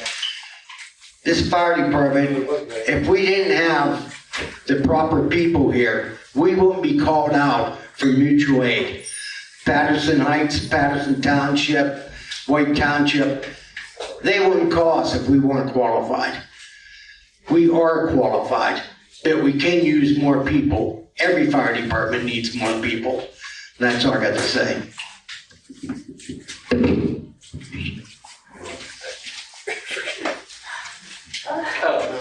Response times. Everybody is worried about just getting a fire truck on scene. You guys have to look at the bigger picture about quality of firefighters more trained. Not stepping on West Mayfield or anything, but you have to look at better trained firefighters. It could be Lou and Bill showing up, and that could be they're going in to save you. That's up on your bedroom. You can't get out, correct? If, say, Bill and Lou go in, what if they go down? That causes more possible casualties. You have to look at the bigger picture of just not getting a fire truck to the scene. You have to look at who's coming, how trained are they. It's just not getting a fire truck to the scene. That's all. Lou, you said you have a 5-minute response time. If you're at work, you're telling me you can get here from work, get into the truck, get to the fire in 5 minutes. Not at work, how could I do that? Well, that's what I'm saying. You work though. When do you work, correct? I'm not the only firefighter in this department. I understand that. So then the next person, who's the next closest person after you and Wendy? Wendy, there's Jason. Jason, where do you live? Right here, yeah. Oh, okay, Jason, okay. Yeah, Mike lives right here. Mike, you live in White Township. White Township. I can get here in 5 minutes. You don't work? I'm around all the time. He works at night. So you can't have a fire at night then, right? Well, if I'm still in the area. What I'm getting at is you guys are coming from all over the place. Wendy, where's your sisters live? They're on the fire department, One right? lives in Beaver Falls and one lives in New Brighton. So every fire department has people that live. But I don't see how you can be here, you could be from there to here, get the truck, get to the fire in 5 minutes. A lot of them don't get on the truck. If after I get 5 people on that truck, I'm gone. So you have to wait for 5 people to get here. But I do get 5 people. Okay, We get 4 to 5 people right away. thanks. Then I got other fire departments, the same way. And they're coming from another place. All right, I have a simple question, and this is gonna be on the whole safety aspect of thing. And I can actually ask this and direct this to our fire department. And this is, I am not trying to belittle you guys at all. Again, this is 100% based off of safety. If West Mayfield Fire Department costs X dollars and Beaver Falls costs X dollars, and say that they're very similar, in the event that your own home was on fire, can you honestly say that West Mayfield is the better choice? They got more qualified people than we got. Yeah, they're paid. I understand that, but again, I have to ask this question. This is why everybody is here. But it's hard to compare one person to get No. another fire department, then you start causing hard feelings. We're all supposed to be working together in that. Well, I understand we're all supposed to be working together, but we don't. Well, I think I got a pretty good idea why. I don't want to speak that, I got a big mouth. Yes, it's starting to go to regional, but it's causing a lot of feelings the way it's going around. a fire department approaches another fire department, sit down, talk, not just come to a meeting and this just slapped in their face. That's what started a lot of the hard feelings. The politics. Yeah. Exactly. I've noticed that myself. There's a lot of politics within this stuff. And council and the fire department has been on good terms. I've been here almost 30 years. Even before that, everybody worked together. Council showed up at fire calls. We showed up to help council, cleaning drains, whatever they needed. We were always there for them. They were always there for us. But I just don't know, the last couple of years, everything just went the wrong way. Nobody wants to talk, nobody wants to get along. I mean, there's been plenty of chances for everybody to come together. I've been places personally, and I don't want to make this about myself or organizations that we belong to, but I can say that you guys have been invited to certain things. There is a lot of hostility and there is a lot of politics that are still involved with that. We've been invited at the last minute. There's a lot of stuff that. It's never been last minute. There's a lot of, if one person goes to somebody within your fire department. You have to go through the president. And that's the problem that we've been running into is there's been so many change of hands lately. It seems like every time we try to contact somebody, we find out that he's not. I don't want to go this route. My question is, what is the better choice for West Mayfield? Coming from our fire department. I don't know. If they both cost about the same, and we didn't have to raise everyone's taxes, who would you want to come put out your fire? I don't know. And on these classes, I've taken all these essentials twice. We appreciate all of the time that you guys have put forth towards this, but we're still not getting any credit for whatever we do. Well, the issue that we have is the department's having a hard time staying afloat, and you guys have personally said that. Well, after certain things, like we used to have the parks, that got taken. We used to get our fuel in the back, that got taken. Now I got. Yeah, but we're talking about a couple $1,000s. Is a couple $1,000, if West Mayfield came out and said, hey, listen, we're gonna give you guys $10,000 a year again for the next 5 years. Are you going to have more Firefighter One certified? Are you going to have more members joining? Are you going to have better equipment showing up here? You don't know. That's why we're having such a hard decision on this. It's so hard to pinpoint and say yes or no, because you just don't know. Okay, can we get to? I got something for you. This off-road fuel that Bill keeps talking about, you're not allowed to use it. You've been using it for years over there. Don't disagree. And it's not allowed to be used in fire trucks. You are not allowed to use it. That's a state law. I just asked one. Because I knew about it. You're not allowed to use any on-road vehicle. Exactly. And yeah, that's what you've been doing back. You said sooner or later we're going to find out about it. We found out about it. I didn't say sooner or later. Yes, you did. We'll go back I said that the fire department is allowed to use it anymore. I said, sitting here, that the fire department was told they're not allowed to use that anymore because But it's you knew they've been using it. Everybody knew they've been using it. You think this is the only fire department that uses red fuel? Everybody does it. The only one that don't is the one that has the money to cover the cost. Council was the fire department. What I said was, why is there a double standard? Why is the fire department not allowed to run fire trucks on it? The borough is allowed to run dump trucks on it. Because they're not sitting there burning it like you are with these fire trucks. They're burning it more than we are. They run far more fuel than we do. Come on. Does council not pay for the new gas? I don't know. Those pay for the new gas. Yeah, I think they do. So you go to Sheets and get the gas and it's still paid for. What does it matter if it comes from back there There's more money down there. It's not a matter of being paid, it's a matter of double standard. Yeah. I understand the double standard, but it sounds like people are mad because they can't get it there anymore, but it's still Yeah, getting paid okay, we for it. It runs better with the new gas station. Well, then there you go, so it's not a big deal. It's cheaper. I'm sorry, If I could just interject, we, More money by the day for it. if I can interject here, we documented this incident in the report, the fire service report. We included a transcript of your conversation with the president of council. We have an audio recording of that where you did say, sooner or later, they're gonna find out about this, they're gonna stop that too. Bill, you're on record of saying that. I did say that at the council meeting, I didn't say that Yeah, you said at a council meeting. So that's proof that it was known to be unlawful activity that the fire department was conducting. You as a council member knew about it, but you condoned it and you didn't stop it. Now, let's not talk about other fire departments, let's stick to this.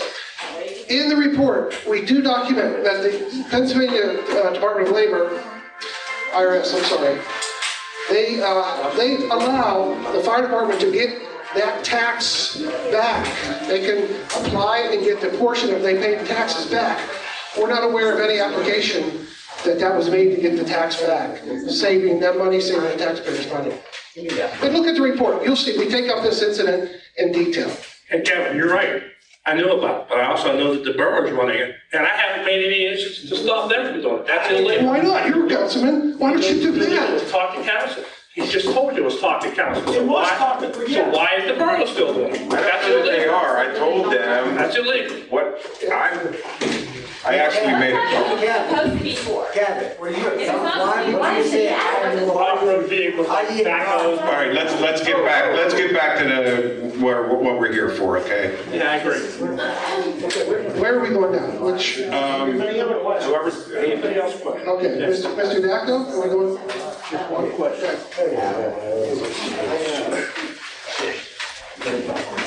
My question is simple. Is the fire department struggling? Every fire department's struggling. Is this fire department struggling? Not every department. This fire department, are you struggling to make ends meet, to run your, we'll call it business? Are you struggling? We are right now with 3,500. So, If we got, so what you're saying, if we got 10,000 a year, we would be perfect. So they give us that 10,000 a year for that 2 years, we didn't need no money from nobody, nothing. so what you need is It down to 3,500. you need $7,000 and all this is gonna go away. Yeah. No. Yeah. I'll be shocked. If we would get good at 10,000. Oh, give it to them. Bob? We'll be satisfied. We'll be satisfied. I just can't understand why, We're not here to satisfy. why the fire department is fighting so hard to struggle. Why are you fighting so hard to, I mean, this can't be easy on you. It's not, we do it for the residents. That's why. If you do it for the residents, okay, but if you do it for the residents have the right to voice their opinion on it. Yes. On whether or not you're doing a good enough job. Right. I agree. And by that, our voice is up there, you guys, you included, you are our voice. And you have to determine what we want. Yes. And I know what I want. I want the bickering to stop. I do. I don't understand how, because I know it's personalities. I know it's egos, and I don't know why, and I don't care why. I don't care who's right or wrong, because you think you're right, the other person, whatever, thinks they're right. Everybody is right in their own mind. I agree. But you're not doing anything good for the community. None of you. If you continue to bicker like this, get it resolved. I agree. I agree. Thank you, sir. Thank you. Sure. expect to say anything, but I just have a question.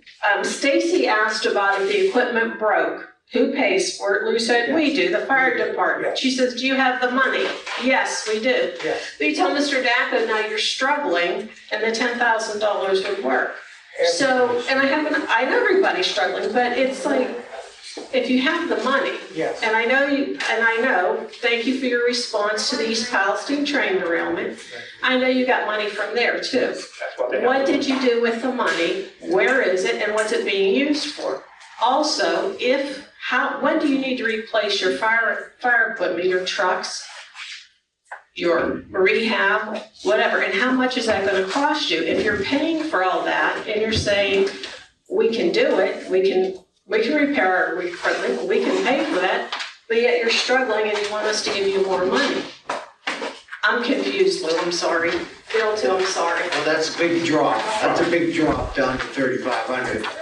Our equipment in there is all in good shape. If anything happens to it, we will fix it. The money, When does it need to be replaced? if something starts going wrong, we inspect everything in there. Once a month, we inspect everything in there. Our stuff is all in good shape. It's all inspected, everything. As far as the money from the train thing, that was stuff that we got that got destroyed out there. That money is going to replace everything that we lost. And that's what that money's for. Why hasn't it been done already? Well, we replaced the bus with the squad. What about the equipment? Our equipment's okay. Truck with another truck. The only thing we haven't bought yet is brand new gear. And we're not gonna buy new gear till we find out where we go. I'm not gonna wear West Mayfield stuff to White Township or the Heights. And believe me, you're not shutting this fire department down. You're just not taking our service anymore. We will move on, so. You can use the old gear yet, Mark? What's that? You can use the old gear still?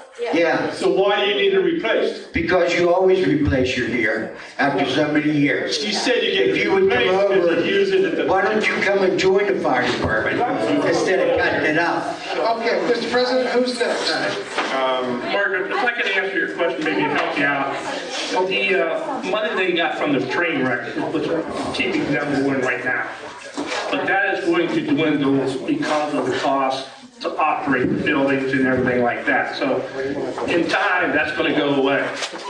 You know, it's just going to continue to drop down, because yes, they did get it for buying gear. That is not the only source of income this fire department gets. It's Mark Stowe or somebody else that mentioned, maybe it was Kevin or somebody, I don't remember. But the fire department also every year applies for the state grant. That state grant can only be used for equipment.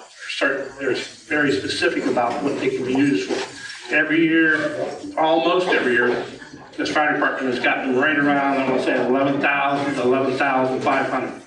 And that's what they use to fix the trucks with, that's what they use to buy equipment with. But the money, he said, do they have the money now? Yes, they do. But they're not going to forever. Not without fundraisers or some type of assistance. Do they do grant? Do you apply for grant? Yes. Okay. Every year they get a grant for like 11.5 for equipment. It's actually every other year. We document that in the report. So the last 3 years that it was gotten, 2 of those years, it doesn't appear in the meeting minutes. In other words, the Fire and Police Committee is not informing council that the fire department has this extra windfall resource. Bless that resource. That's great. That is great. But that is not, there's no notification that the fire department got that. And that was just in February this year. Now, if you look at Patterson Heights, they got that grant award from the state fire commissioner at the very same time. In their meeting minutes, they tell their council that they got this award. It's not in our minutes that they got the award. Make that, or whatever you make of that. But here's our question here. Do your volunteer firefighters have to pass any kind of physical fitness test? Physical fitness test. Do you have to have any kind of standard for physical fitness? No. Okay. What is the average age of your firefighters? Do you know? No, No, okay, so I'm 5'9" and 200 pounds. If I was trapped on the third floor of my house, can one of you guys help me? Are you gonna be able to carry me down? Because you don't have a physical fitness standard, and it's my understanding, I'm looking at you two who are, I assume, in the fire department, correct? Yeah, we've been. I am in the Okay. fire department, but I'm also on life membership. I don't Yeah. respond to calls. That's just my question is, so I'm 5'9" and I weigh 200 pounds. I'm not a small person by any chance. I also have a child in that house. I'm not seeing a whole lot of other people in this room, in this fire department, who I would feel confident are gonna be able to help me if something terrible happened on the third floor of my house. And I don't mean that in a rude or aggressive way. I just wanna understand if you have a membership problem and you have a money problem or you don't, I'm not really sure. It's very confusing. If there is a membership problem, then personally for me, I wanna know that the people who are coming are physically capable of helping me. I have a 3-story house. I have an autistic child. That's another question I have. Are you guys trained to deal with that? Because I was speaking to Beaver Falls and they are trained to deal with that. I have an autistic child. So do you guys do those things? Like, are you aware of how you could help a child with the needs that my child has who is terrified of strangers? These are things that matter, and I don't mean that to be rude, and I don't mean that, it's just, you're an older gentleman. I don't see a lot of other people in this room who I feel confident would be able to help me or my child, and I see other people here who have to have young kids. Well, a lot of our firefighters are here. And they're younger, way younger than me. Luke, could you get the microphone? Oh, wait, Come on, Jeff, you gotta help him out. Here's one man. Very good, Sam. Okay, a lot of our firefighters aren't here tonight, and they're way younger than me, honey. So, yeah, we have people that can carry you out. We're trained to do that. So, we got a couple of them right behind you. Plus, there's one there. We have people that can carry you out. All right? Thank you. Hold on, Mr. President, where are we going next? Over here? Matt, what do you? Matt? And I have to stand away from that speaker, we're gonna get some feedback. Okay, my name is Matthew Starr, and to answer your question, ma'am, you said you're 200 pounds, right? Yeah. I'm 250 pounds, or at least 265. I could bench way over your weight. I'm not trying to attack anybody or And I anything. understand just the whole wanna thing know. of the autistic. My nephew is the same way.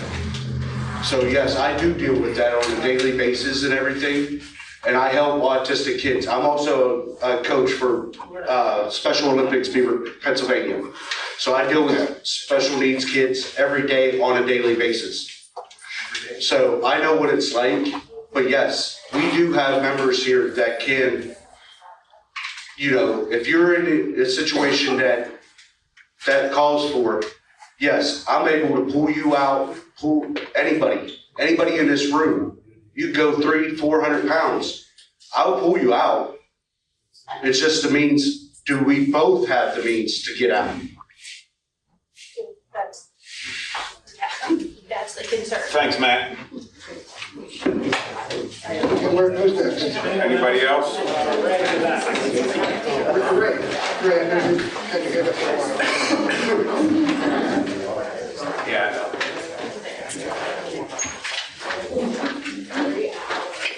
I actually have a couple of comments, and you would be able to help with one. Yeah. With you having an autistic child. Junior, can't hear you. It's not working. Okay. Yeah, put that right on. With you having an autistic child, have you made an attempt to notify anybody at the fire department that your house has that extra issue? Am I supposed to? The school district is aware, but as far as I know, I was not informed that I need to, but if I do. Well, I don't believe there's. Because it's not like. Well, no, I don't believe registered, there's a law, but it would help in pre-plan. When they're planning ahead of time, planning response for individual buildings and structures. Yeah. Like I know we have assisted living. Some of them are for older people in our township, some of them are for disabled people. Some of those companies send us an actual drawings, locations, individuals in the houses what their needs are, which helps with pre-planning, some of them don't. But that is one thing, in the middle of the night, it helps. Yeah, absolutely. But what I was going to say also, where you asked about training for their department, you would be a good tool for them because you are probably more connected with groups and resources than they are to be able to provide to where if they knew you had that child. We just found out we had one on 13th Avenue in our Mount Washington portion of our township. We just adopted an ordinance to put signage up because the child likes to wander out of the road. Their parents have been great in helping with all of that. So I mean, that is something, a little bit of give and take both ways. Absolutely. But as a chief, Mark, Jason, I'm sure they would say the same thing. If we don't know the issues there, we don't know. And in the middle of the night, ahead of time, it makes it easier. Now, no, it's nothing. Absolutely. It's just something that at 3 in the morning, it's easier, but you do it all. All right. All right, thanks, Junior. We're going to be wrapping this up now. I do have another question for Lou. How many officers do we have in our fire department? Officers? Yes. We have. Who runs the fire department? Is it the officers? No, I run the fire department. You're not the officer? I'm the head of the officers on that side. How many officers do we have in our You have department? a chief, assistant chief, a captain, a first lieutenant, and a second lieutenant. They're all officers. All officers. What I'm wondering is who's you and Wendy and who else? Who's the top three? Officers, I'm chief, Wendy's assistant chief, Jamie's captain. How long have you guys been the top three? How about the top two? Top two, Wendy and I. I got it at a flip of a coin, Yeah, but you did assistant chief. maybe 12 years for me. You might be 8. Yeah. So you guys run the department? No. Pretty much. The engine room side. Yeah. Yes. She doesn't, I do. Okay. And you've been doing this all these years. Do you think maybe somebody else could be in charge? Maybe that would help if what's happening, you're not fixing it. This has been going on for quite a few years. You've been having this trouble. That's not fixing it. Having the same people, maybe. Why would they nominate me if they didn't think that I could do the job? Okay, you're doing the job then. You feel like You and I are running. Okay, you feel like you're running it okay then. So you're all upset about that? I'm not upset. I'm asking a question. Okay. We're having a lot of problems, but maybe it's coming from the top. So what the problem's me, right? Is that what you're trying to say? No, I'm not saying who the problem is. Come on, let's move on, it's almost 9 o'clock. All right, let's wrap it up. Wrap it up, Bob. Hey, I want to thank everybody for coming out. Thank you all. Thanks for the volunteers who made the cookies and the coffee and the cider and everything.